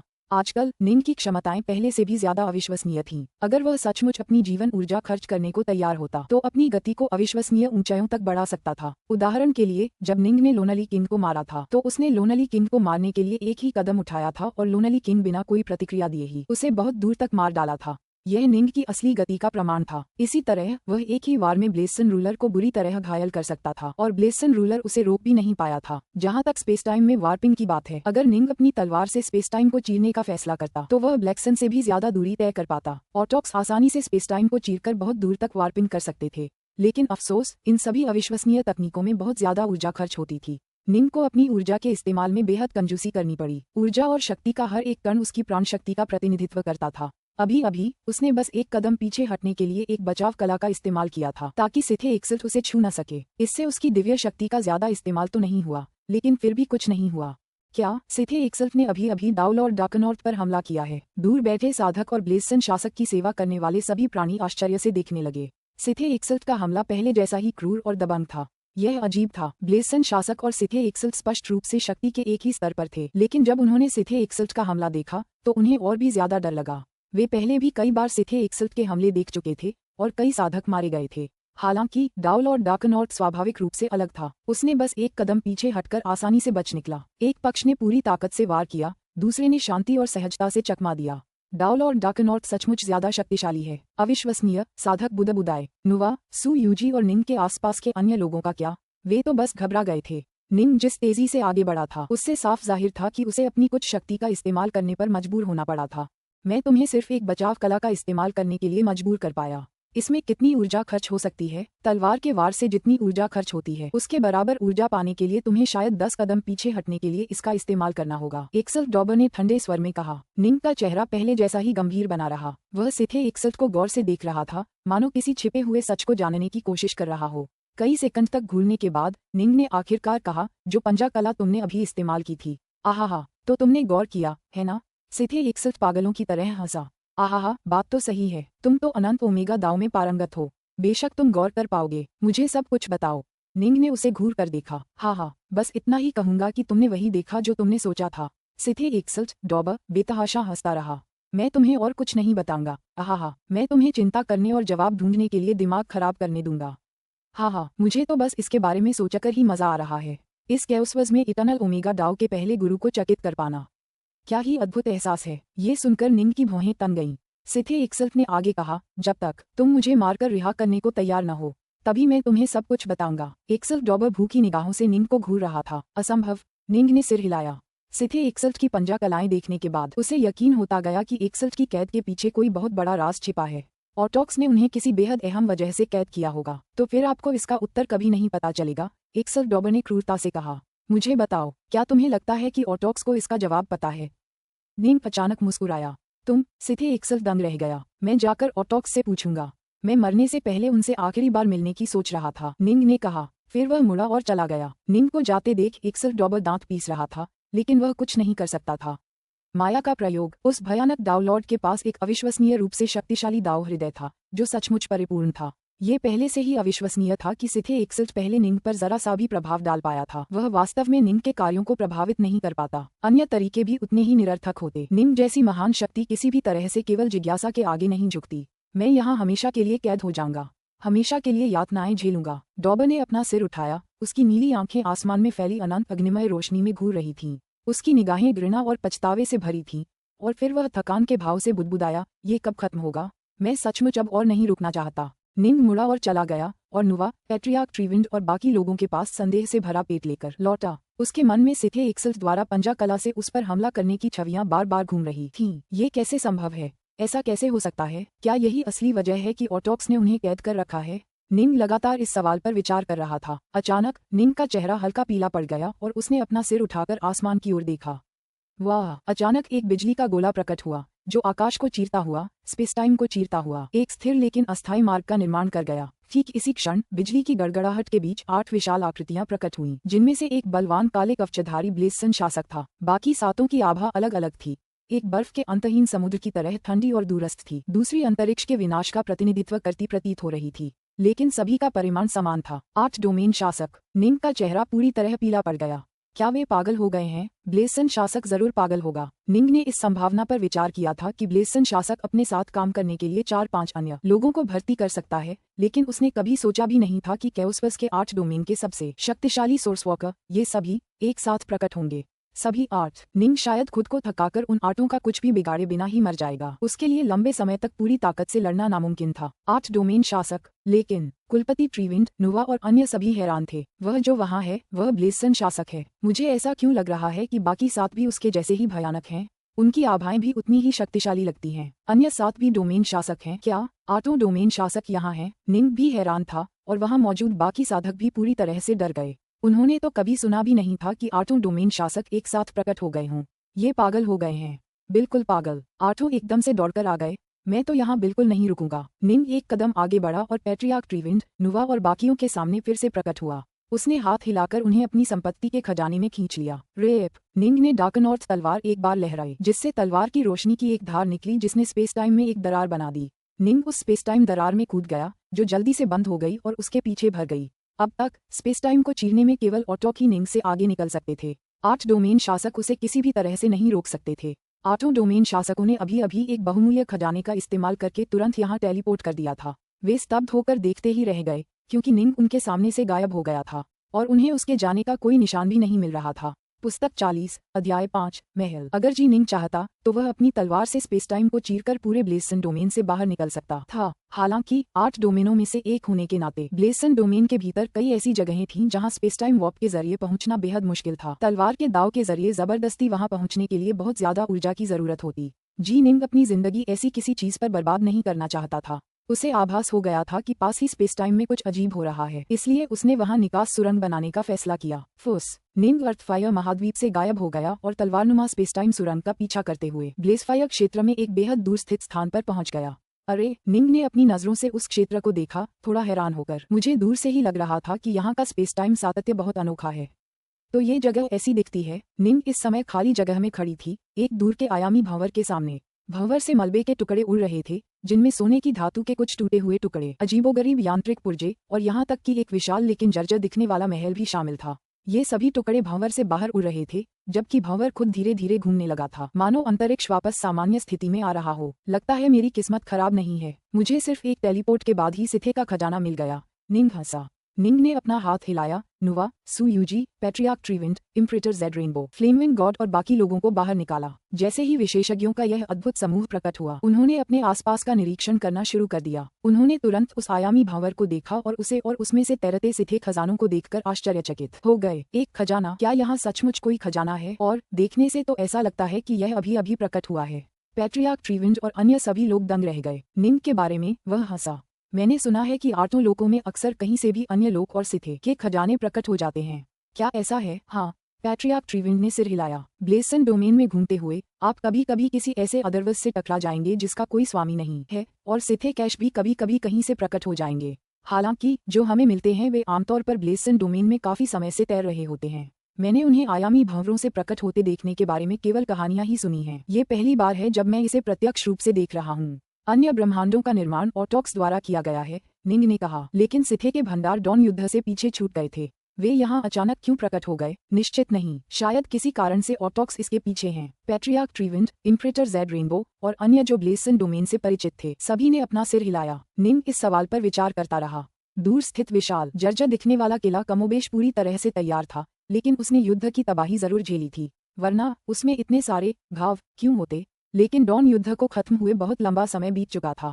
ये सारे खजाने अचानक अब क्यों प्रकट हुए? निंग ने केवल यह महसूस किया था कि इस स्थान पर स्पेस टाइम में कुछ अजीब हो रहा है, जबकि वह खुद स्पेस टाइम में घूम रहा था और इसीलिए वह यहाँ से निकल गया था। पिछले कुछ वर्षों में 8 क्षेत्रों में ऐसे कई उदाहरण सामने आए हैं जहां सिथे के खजाने कहीं से भी प्रकट हो गए थे। दरअसल नुवा भी किसी तरह 3 क्षेत्रों से गायब हो गया था और फिर ब्लेसन क्षेत्र में प्रकट हुआ था। और दूसरे छंद वे तो खुद ऑटोक्स ने खुद बनाए थे। वे यहाँ भी क्यों दिखाई देंगे? मास्टर, हमारे सामने एक पूरा सिथे खजाना है। हेगेमोन अजूरफिएंट काफी उत्साहित था। डार्कनॉर्थ, नुवा बिल्कुल शांत रही और उसने तुरंत पूछा, क्या 8 डोमेन शासक अभी भी हमारा पीछा कर रहे हैं? निंग हंसा। चिंता मत करो, वे हमें ढूंढने में बिल्कुल भी सक्षम नहीं हैं। खैर, मुझे सच में समझ नहीं आ रहा कि वे 8 क्या सोच रहे थे। मुझे अभी भी यकीन नहीं हो रहा कि वे 8 मिलकर एक हो गए। शायद उनकी अपनी कोई योजना होगी। नुवा भी काफी निराश महसूस कर रहा था। अगर किसी को एक साथ 8 डोमेन शासकों का सामना करना पड़े तो उसे भारी दबाव का एहसास होगा। वे चाहें तो खोज जारी रख सकते हैं। मैं उन पर अपना समय बर्बाद नहीं करना चाहता। निंग अपनी जरा भी ऊर्जा बर्बाद नहीं करना चाहता था, वरना अगर वह पूरी ताकत से हमला करता तो वह उन 8 पर हावी हो जाता। वे बस अपनी जन्मजात क्षमताओं पर भरोसा करते हुए उसके हमलों को यथासंभव सहन कर पाते। अगर वे हमलों को झेलने में कामयाब रहे तो बच जाएंगे, लेकिन अगर नाकाम रहे तो मर जाएंगे। निंग को खुद लग रहा था कि अगर उसकी किस्मत अच्छी रही तो अगर 8 मिलकर काम करें तो वह ज्यादा से ज्यादा 8 में से किसी एक को मार ही पाएगा। लेकिन क्यों, क्या मतलब था? निंग स्वाभाविक रूप से उन 8 से बहुत दूर रहना पसंद करता था। गुरुजी, चलो उन तैरते हुए सिथे खजानों को देखते हैं। फ्लेमिंग दूर स्थित महल और अंतरिक्ष में तैरते अन्य अवशेषों को बड़ी उत्सुकता से देख रहा था। डार्क नॉर्थ, नुवा ने भी निंग की तरफ देखा। उसे भी इस खजाने के बारे में जानने की उत्सुकता थी। डाओ लॉर्ड, बाकी सभी लोग भी उत्सुक थे, लेकिन जैसा कि उन्होंने देखा, चूंकि निंग ने इस गुप्त जगह की खोज की थी, इसलिए इसकी सामग्री स्वाभाविक रूप से उसी की होगी। आगे बढ़ो और देखो। निंग हंसा। बस सावधान रहना, चीजों को यूं ही आंख मूंदकर मत ढूंढना, हो सकता है वहां कोई जाल छिपा हो। ठीक है, चल दर, चिंता मत करो डाओ लॉर्ड, हम सावधान रहेंगे। गुरु, मैं भी जाकर देखता हूँ। सु यूजी भी नजर डालने से खुद को रोक नहीं पाए। सभी सिथे के भंडार की ओर दौड़ पड़े। केवल रक्षक व्हाइट थो ही निंग की रखवाली करता रहा। अब तक आयामी भंवर गायब हो चुका था, जिससे अंतरिक्ष सामान्य हो गया। निंग को सिथे के खजाने की उतनी परवाह नहीं थी।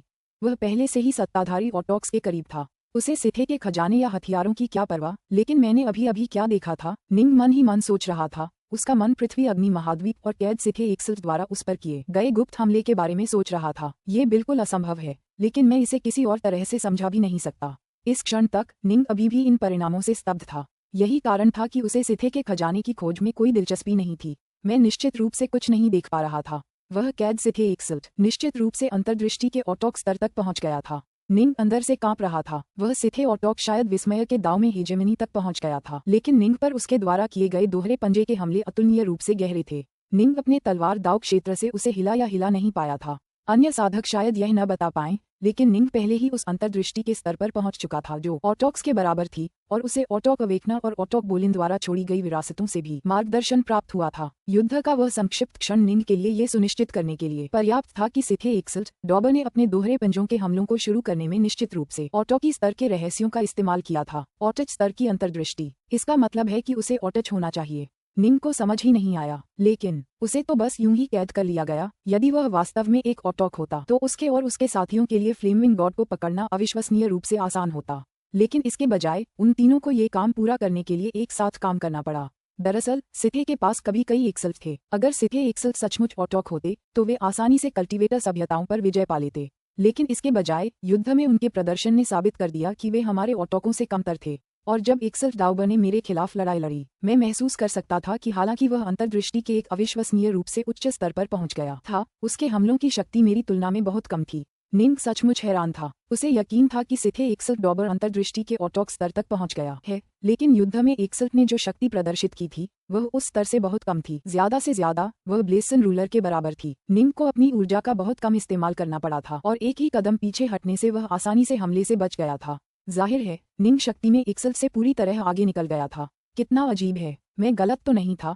उसकी अंतर्दृष्टि ऑटोक के स्तर की होनी चाहिए, लेकिन किसी कारण से वह उनकी शक्ति का केवल एक अंश ही इस्तेमाल कर पा रहा है। निंग ने मन ही मन सोचा। ऐसा लग रहा था जैसे उसकी तकनीकें दाव की शक्ति का केवल एक छोटा सा हिस्सा ही इस्तेमाल कर पा रही थीं। प्रमुख शक्तियों के लिए दाव की शक्ति सर्वोपरि थी। आपकी अंतर्दृष्टि जितनी ऊंची होती, आपकी दाव की शक्ति उतनी ही महत्वपूर्ण होती। उदाहरण के लिए निंग केवल एक विचार से ही तलवार दाव का क्षेत्र बना सकता था। उसे अपनी ऊर्जा खर्च करने की भी जरूरत नहीं थी, लेकिन वह क्षेत्र तलवार की रोशनी की ऐसी किरणों से भर जाता था जो अन्य देवताओं के पूर्ण शक्तिशाली प्रहारों के समान थीं। ये दाव की शक्ति थी, निंग की अपनी आंतरिक शक्ति नहीं।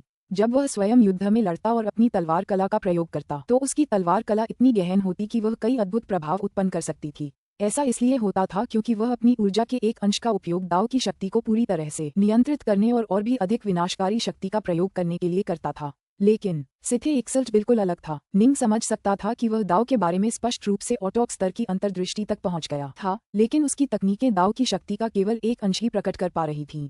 परिणामस्वरूप उसके हमलों की कुल शक्ति ब्लेसन शासक के स्तर पर ही थी। तो इसका कारण क्या है? जहां तक मैं समझ सकता हूं, उसे एक ऑटोक होना चाहिए, लेकिन वह ऑटोकों से काफी कमजोर है।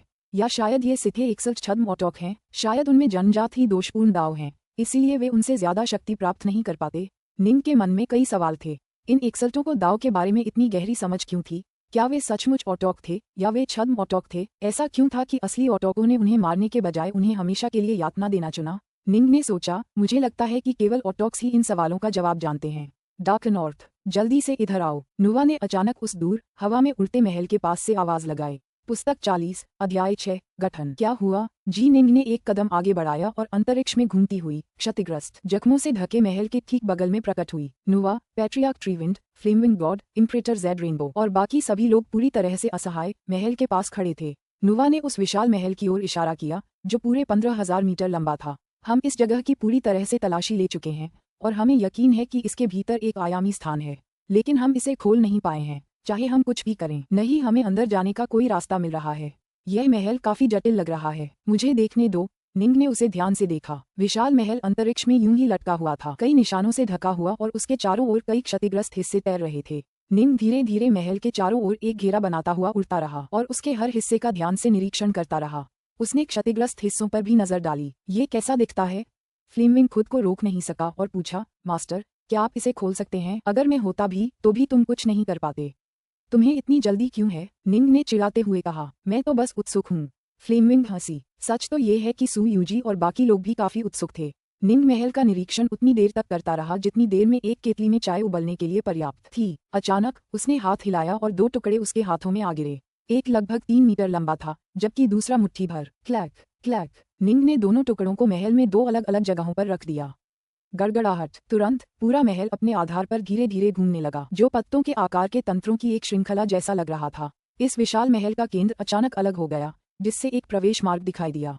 ये खुला है, ये खुला है, फ्लेमविंग ने उत्साह से कहा। डाउ लॉर्ड, तुम वाकई प्रभावशाली हो। हेगेमोन गुडसोंग ने उसकी चापलूसी की। वह इस मामले में काफी कुशल था। जब से वह स्वर्ण सम्राट बना था, उसने बेशर्मी से निंग का अनुसरण करना चुना था और लगातार उसकी चापलूसी करता रहा था। निंग को किसी ऐसे व्यक्ति की जरूरत थी जो ब्लेसन क्षेत्र से परिचित हो, इसलिए उसने सिर हिलाकर उसकी सेवा स्वीकार कर ली थी। हेगेमोन गुडसोंग ने निंग का पथप्रदर्शक बनने की पूरी कोशिश की थी, इसलिए निंग ने स्वाभाविक रूप से उसे समय समय पर कुछ सुझाव देने का फैसला किया था। अनगिनत हेगेमोन और सम्राट थे जो हेगेमोन गुडसोंग से ईर्ष्या करते थे, लेकिन अफसोस, निंग बिना किसी अच्छे कारण के किसी अनुचर को स्वीकार नहीं करता था। ये सिथे कलाकृति प्रयोग करने योग्य प्रतीत होती है, और सामान्यतः महल के आकार के सिथे हथियार अविश्वसनीय रूप से शक्तिशाली होते हैं। पैट्रियार्क ट्रीविंड ने प्रशंसापूर्वक कहा। युद्ध के कारण कई शक्तिशाली सिथे युद्ध मशीनें पूरी तरह से नष्ट हो गईं या बेकार हो गईं। निंग द्वारा खोजी गई स्टोन एलिफेंट वॉल, जिसे मूल रूप से सिथे युद्धपोत टाइगर हिल के नाम से जाना जाता था, एक अनुपयोगी सिथे युद्ध मशीन का एक उदाहरण थी। ये सिथे महल संभवतः होवू शहर के मूल्य के बराबर है। सम्राट जेड रेनबो ने सहमति व्यक्त की। निंग भी सहमत था। सिथे के हथियार कितने शक्तिशाली थे, ये सिर्फ देखने से ही आसानी से पता चल जाता था। जंजीरें, कुल्हाड़ी, ढालें, ये ऐसी चीजें थीं जो आमतौर पर इतनी शक्तिशाली नहीं होती। ब्लैकसन, होवू शहर, टाइगर हिल और उनके सामने यह विशाल किला, ये सभी बड़े पैमाने की युद्ध मशीनें थीं और आमतौर पर अविश्वसनीय रूप से शक्तिशाली थीं। बस एक विचार के साथ निंग ने अपने तलवार दाव क्षेत्र को बुलाया और उससे पूरे महल और उसके अंदरूनी हिस्सों को पूरी तरह से ढक दिया। अंदर कुछ भी खतरनाक नहीं है, चलो जाकर देखते हैं। निंग तुरंत प्रवेश द्वार की ओर दौड़ा। नुवा, सू यूजी, पैट्रियार्क ट्रीविंड और अन्य सभी निंग के पीछे अंदर चले गए। गलियारा बहुत गहरा, अंधेरा और उदास था। बाहर से देखने पर किला ऐसा लग रहा था मानो सिर्फ 15,000 मीटर लंबा हो, लेकिन अंदर से यह बेहद विशाल था। निंग का समूह गलियारे में 1000 किलोमीटर से भी ज्यादा उड़कर आखिरकार एक खुले खाली क्षेत्र में पहुंच गया। यह क्षेत्र 3 अलग अलग स्तरों में बटा हुआ था और हर स्तर महल को संचालित करने के लिए इस्तेमाल किए जाने वाले 3 अलग अलग मुख्य नियंत्रणों का प्रतिनिधित्व करता था। तीनों स्तरों पर स्थित वेदियों के ऊपर सिथे शव तैर रहे थे। सभी शवों से शाश्वत सम्राटों की आभा निकल रही थी। कुछ काले सम्राट और स्वर्ण सम्राट भी थे जिन्होंने अनुष्ठानिक बलि दी थी, वे सभी यहीं मारे गए थे। निंग धीरे धीरे सबसे निचली परत पर उतरा, फिर अपने आसपास नजर दौड़ाई। नुवा और बाकी लोग भी उड़ते हुए आए और सबसे नीचे वेदी पर उतर गए। इस महल के अंदरूनी हिस्से बिल्कुल सही सलामत हैं। ये सब कैसे मर गए? अजूल्फिएंड ने हैरानी से लाशों पर नजर डाली। मुझे इन लाशों पर कोई जख्म नहीं दिख रहा। किसी ने महल की सुरक्षा के जरिए इन स्वर्ण सम्राटों को मार डाला। नुवा और बाकी सभी लोग स्तब्ध रह गए। कुल 32 सिथे यहाँ अंदर हैं, निंग ने कहा। यह कोई ऑटोवर्क रहा होगा जिसने या तो कर्म विद्या या फिर आत्मा विनाश की विद्या का इस्तेमाल करके महल की दीवारों को पार करके अंदर मौजूद सिथे को मार डाला। ऑटोक्स ने अलग अलग दाव चुने थे और इस तरह उनकी विशेषज्ञता के क्षेत्र भी अलग अलग थे। कुछ, जैसे ऑटोक बोलिन, सामने से हमला करने में माहिर थे। दूसरों की तकनीकें ज्यादा रहस्यमय और समझने में कठिन थीं। वास्तव में 3 कमांड सेंटर हैं। निंग ने अपना सिर उठाकर बाकी 2 को देखा, उसका माथा सिकुड़ गया।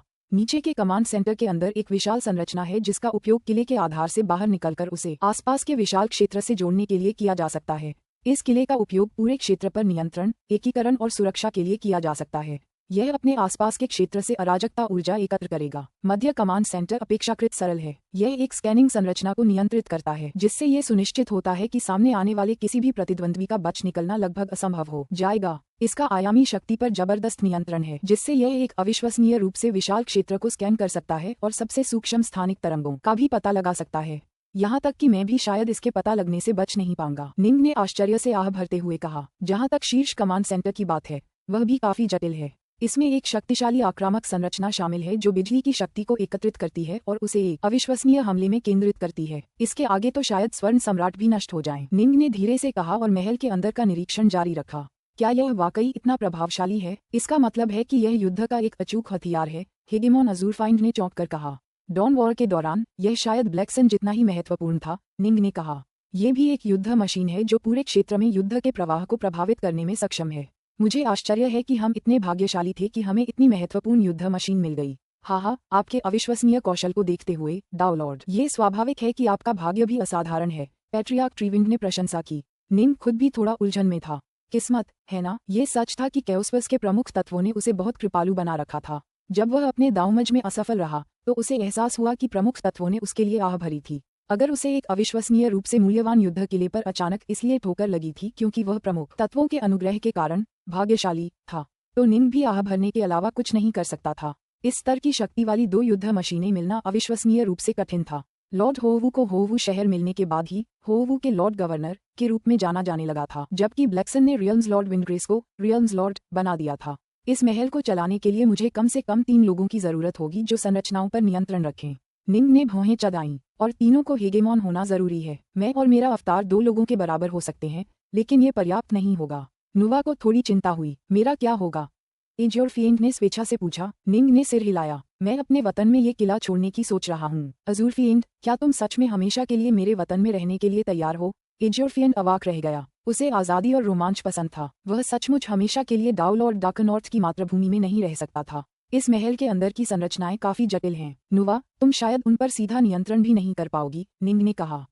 मुझे जरा गौर से देखने दो। निंग इस महल के केंद्रीय कमान केंद्रों को बदलने की योजना बना रहा था ताकि यह तीनों लोगों के लिए ज्यादा उपयुक्त बन सके। निंग स्वयं तीनों संरचना आरेखों को आसानी से नियंत्रित कर सकता था, लेकिन उनमें जरा भी बदलाव करना उसके लिए मुश्किल होता। निंग ने महल के अंदर एक चौथा संरचना आरेख बनाया जो मुख्य नियंत्रण के रूप में काम करेगा।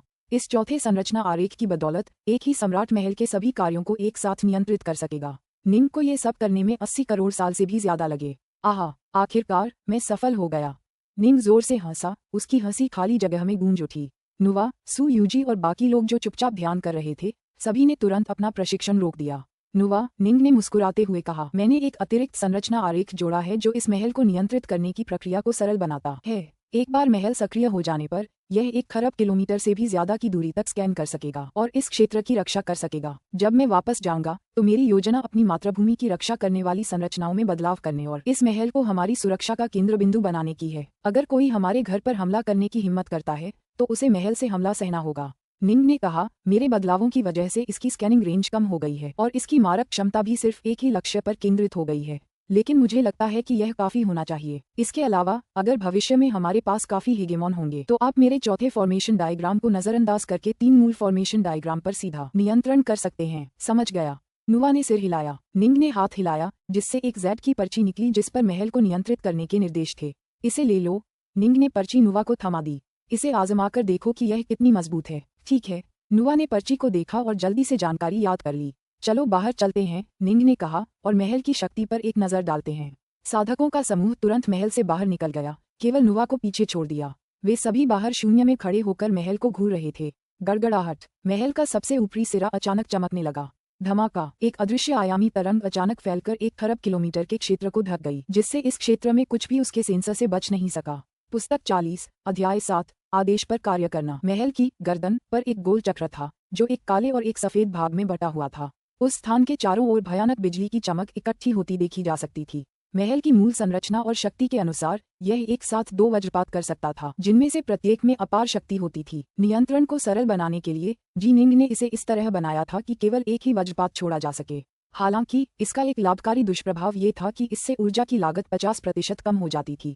आखिरकार इतनी शक्ति के हमलों में भारी मात्रा में ऊर्जा खर्च होती थी। ये बिल्कुल भयानक लग रहा है। मुझे लग रहा है कि उस गड़गड़ाहट की शक्ति मुझे मिटा देने के लिए काफी है, एंचियोरफिएंट ने डर के भाव के साथ कहा। मुझे भी बचना मुश्किल हो जाएगा। पैट्रियार्क ट्रीविंट को भी डर लगा, जैसा कि इम्परेटर ज़ेड रेनबो और अन्य लोगों को भी लगा। इस प्रकार की सिथे युद्ध मशीनें बेहद भयानक थीं। डॉन युद्ध के दौरान इनका इस्तेमाल पूरे क्षेत्रों को स्थिर करने के लिए किया जाता था, जब तक कोई ऑटोक हस्तक्षेप नहीं करता। ये मशीनें इनका सामना करने वाले किसी भी साधक के लिए निश्चित विनाश का कारण बनती थीं। हालांकि हर गोली चलाने से पहले उन्हें अपनी शक्ति बढ़ानी पड़ती थी, और इसलिए डॉन युद्ध के दौरान इन भयानक युद्ध मशीनों का सामना करने वाले साधकों ने अपने प्राणों की बाजी लगाकर उनके हमलों को रोक दिया और अपने साथियों के लिए समय खरीदा। धमाका! अचानक बिजली की एक चमक उठी, जिससे अंतरिक्ष और समय दोनों द्रवीभूत हो गए। दूर एक लाल लाल पत्थर जो हवा में तैर रहा था, अचानक चुपचाप और बिना किसी आवाज के गायब हो गया। जैसे ही वह पत्थर नष्ट हुआ, बिजली की एक पॉन्थ ने खुद को थोड़ी देर के लिए दिखाया और फिर उसने तुरंत आगे की ओर बढ़ना जारी रखा। इस हमले की शक्ति इतनी जबरदस्त थी कि निंग और फ्लेमविंग गॉड को छोड़कर बाकी सभी स्तब्ध रह गए। ये हमला उन सभी को मिटा देने के लिए काफी था। वह हमला बहुत तेज था। अंतरिक्ष सिर्फ मुड़ा हुआ नहीं था, बल्कि द्रवीभूत था। 10 अरब किलोमीटर के दायरे में किसी के लिए भी इससे बचना लगभग नामुमकिन होता। पैट्रियार्क ट्रीविंट ने भौहें चढ़ाते हुए कहा, एकमात्र विकल्प उसकी पहुंच से बाहर रहना ही होगा। भविष्य में मुझे उस चीज से कम 50 अरब किलोमीटर दूर रहना याद रखना होगा। सम्राट ज़ेड रेनबो ने हंसते हुए कहा, अगर मैं बहुत पास हो जाऊंगा तो मैं बच भी नहीं पाऊंगा। ट्रीविंट, तुम्हारा शिष्य अब तुमसे भी ज्यादा शक्तिशाली है। नुवा हमेशा मुझसे कहीं ज्यादा प्रतिभाशाली रही है। डाउल और डार्कनॉर्थ की मदद के बिना भी वह अंततः शक्ति में मुझसे आगे निकल जाएगी। पैट्रियार्क ट्रीविंट हंसते हुए बोला। डाउल और डार्कनॉर्थ पूरे मन से नुवा की मदद कर रहा था और नुवा उसकी शिष्या थी। परिणामस्वरूप ट्रीविंट को भी इस प्रक्रिया से लाभ होगा। उसकी यह शिष्या जितनी अधिक शक्तिशाली होगी, वह स्वयं भी उतना ही अधिक प्रभावशाली होगा। फुफ! चांदी के वस्त्र पहने नुवा महल से बाहर उड़ गई। उसने अपना हाथ हिलाया, जिससे महल तेजी से सिकुड़कर हथेली के आकार का हो गया और उसकी हथेली में समा गया। जाहिर है, निंग द्वारा दी गई नियंत्रण तकनीक में वह पहले ही पूरी तरह निपुण हो चुकी थी और महल पर उसका पूरा नियंत्रण था। ये सचमुच बहुत शक्तिशाली है। इस किले के मेरे नियंत्रण में आने से हमारी मातृभूमि अभेद्य हो जाएगी, नुवा ने खुशी से अपना चेहरा ढकते हुए कहा। इसके हमले जितने शक्तिशाली हैं, उसकी रक्षात्मक क्षमता उससे भी बेहतर होनी चाहिए। ब्लेसन शासक जैसे लोगों के लिए भी इसे भेदना मुश्किल होगा। निंग भी बहुत खुश हुआ।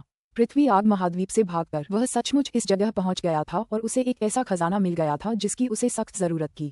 वह दरअसल कुछ समय एक ऐसा खजाना ढूंढने में बिताने की योजना बना रहा था जो त्रिलोक की रक्षा के लिए उपयुक्त हो। अब एक खजाना उसके सामने प्रकट हो गया था। डार्कनॉर्थ, यह महल अभी भी क्षतिग्रस्त है। हमें क्या करना चाहिए? नुवा ने निंग की ओर देखा। कुछ भी नहीं किया जा सकता। मैं सिथे कलाकृतियों की मरम्मत तो बिल्कुल नहीं कर सकता, निंग ने हंसते हुए कहा। शुक्र है, कम से कम इसका अंदरूनी हिस्सा तो बिल्कुल सही हालत में है। बाहर से हुई क्षति के कारण ये थोड़ा बदसूरत लग रहा है, लेकिन हमें बस ऊपर एक और सुरक्षात्मक परत लगानी है और यह बिल्कुल नया जैसा दिखने लगेगा। अरे! निंग ने अचानक भौहें चढ़ाईं और दूर देखने लगा। धमाका! एक हल्की सी लहर उठी, उसके बाद एक अजीब सा जीव, जिसका सिर नुकीला और पूंछ रोएदार थी, प्रकट हुआ। वह उत्सुकता से उनकी ओर देख रहा था। ये जीव फिर से, नुवा ने कहा, तुमने जो वज्र चलाया था वह शायद इतना शक्तिशाली था कि उसने उनका ध्यान अपनी ओर खींचा। हमें खोज लिया गया है, पैट्रियार्क ट्रीविंट ने कहा। ये जीव काफी कमजोर लगते हैं। इनमें से सबसे ताकतवर भी शायद साधारण हेगेमॉन्स से बमुश्किल ही तुलनीय होंगे। पैट्रियार्क ट्रीविंट और बाकी लोग स्वाभाविक रूप से ऐसे कमजोर जीवों के दस्ते की ज्यादा परवाह नहीं करते। डाउ लॉर्ड, ये जीव अक्सर ब्लेसन शासक के अधीन रहते हैं, सम्राट ज़ेड रेनबो ने जल्दी से कहा। अब जब उन्होंने तुम्हें देख लिया है तो वे शायद ब्लेसन शासक को खबर भेजेंगे और वह शायद फिर से यहाँ दौड़कर आ जाएगा। ब्लेसन शासक! निंग ने हार मान ली। ऑटो डोमेन शासकों के खिलाफ वह कुछ नहीं कर सकता था। चलो चलें। डाउल और डार्कनॉर्थ! अचानक एक आवाज गूंजी, जिसके बाद सबसे शक्तिशाली पूंछ वाला जानवर तेज गति से निंग की ओर उड़ता हुआ आया। अरे! निंग ने हैरान होकर उस अजीब प्राणी की ओर देखा। मेरा नाम स्टोनब्लेड है। उस विचित्र प्राणी ने आदरपूर्वक सिर झुकाया, फिर कहा, शक्तिशाली डाउल और डार्कनॉर्थ को मेरा विनम्र अभिवादन। ओह, तो तुम सचमुच मुझे पहचानते हो? निंग मुस्कुराया। ब्लेसन शासक ने बहुत पहले ही यह खबर फैला दी थी कि वह तुम्हें खोज रहा है और तुम्हारे बारे में काफी जानकारी दी है। जब मैंने नुवा और पैट्रियार्क ट्रीविंट को भी तुम्हारे साथ देखा तो मुझे स्वाभाविक रूप से यकीन हो गया कि यह तुम ही हो, उस प्राणी ने आदरपूर्वक कहा। ब्लेसन रूलर तो पक्का जिद्दी है। लगता है सबको मेरे बारे में खबर हो गई है, तुम्हें और तुम्हारे साथियों को भी। बोलो, तुम्हें मुझसे क्या चाहिए? निंग ने पूछा। अजीब प्राणी ने आदरपूर्वक कहा, ब्लेसन शासक ने बहुत पहले ही संदेश भेजा था कि अगर हमारा सामना डाउल और डार्कनॉर्थ से हुआ तो हम आपको तुरंत सूचित करेंगे कि वे आपसे कोई दुर्भावना नहीं रखते, न ही वे आपसे लड़ने का इरादा रखते हैं। इसके बजाय उन्हें आपको एक जरूरी बात बतानी है। ओह! निंग हैरान था। कुछ जरूरी बात है? क्या है? यह मुझे नहीं पता। तुम्हें खोजते ही मैंने तुरंत जवाब भेज दिया। मुझे लगता है कि डोमेन शासक को जल्द ही सूचित कर दिया जाएगा और वे शायद पूरी गति से यहाँ आएंगे। एक बार जब तुम उनसे मिलोगे तो तुम्हें जवाब पता चल जाएगा, दाऊ लॉर्ड, प्राणी ने कहा। समझ गया, निंग ने सिर हिलाया। इसके बाद उस विचित्र प्राणी ने पीछे हटने से पहले दूसरी बार आदरपूर्वक झुककर प्रणाम किया। डार्कनॉर्थ, ब्लेसन शासक और अन्य डोमेन शासकों को तुमसे कुछ जरूरी काम है। नुवा उलझन में पड़ गई। आखिर कौन सा जरूरी काम हो सकता है? क्या ये किसी प्रकार की योजना हो सकती है? फ्लेमिंग ने तुरंत पूछा। निंग हंसा। फ्लेमिंग, तुम्हें योजनाओं के बारे में कब पता चला? हाँ, हालांकि मुझे नहीं लगता कि यह कोई चाल या जाल है, क्योंकि मैं इतना शक्तिशाली हूँ कि अगर मैं जाना चाहूँ तो वे आठों मुझे रोक नहीं पाएंगे। मुझसे झूठ बोलने की भी कोई जरूरत नहीं है। और जब मैंने पिछली बार उन आठों को देखा था तो मैं बहुत हैरान हुआ था। आठों डोमेन शासकों का मेरे खिलाफ एकजुट होना बहुत अजीब है। अब लगता है उनका मुझसे कोई और काम है। हम कुछ देर यहीं इंतजार करेंगे। आठों डोमेन शासकों के आने का इंतजार करते हैं और देखते हैं कि वे क्या चाहते हैं, निंग ने कहा। अच्छे से, पिछली बार हम इतनी जल्दी भाग गए थे कि मुझे ये देखने का भी मौका नहीं मिला कि बाकी 7 लोग कैसे दिखते थे। नहीं, मैंने उनमें से 2 को देखा। इस बार मैं देखूंगा कि वे सभी 8 कैसे दिखते हैं। हेगेमोन गुडसोंग, ट्रीविंड, जेड रेनबो, एंजियोरफाइंड और बाकी सभी काफी निश्चिंत थे। निंग की मौजूदगी में उन्हें बिल्कुल भी डरने की जरूरत नहीं थी। किसी भी अन्य स्थिति में वे 8 डोमेन शासकों का सामना करने की संभावना से पूरी तरह भयभीत हो जाते। लगभग 1 घंटे बाद फुफ, एक बिजली का गोला प्रकट हुआ। शून्य को चीरता हुआ एक अस्थायी लेकिन स्थिर स्पेस टाइम सुरंग का निर्माण किया। सुरंग के भीतर 8 आकृतियां प्रकट हुईं।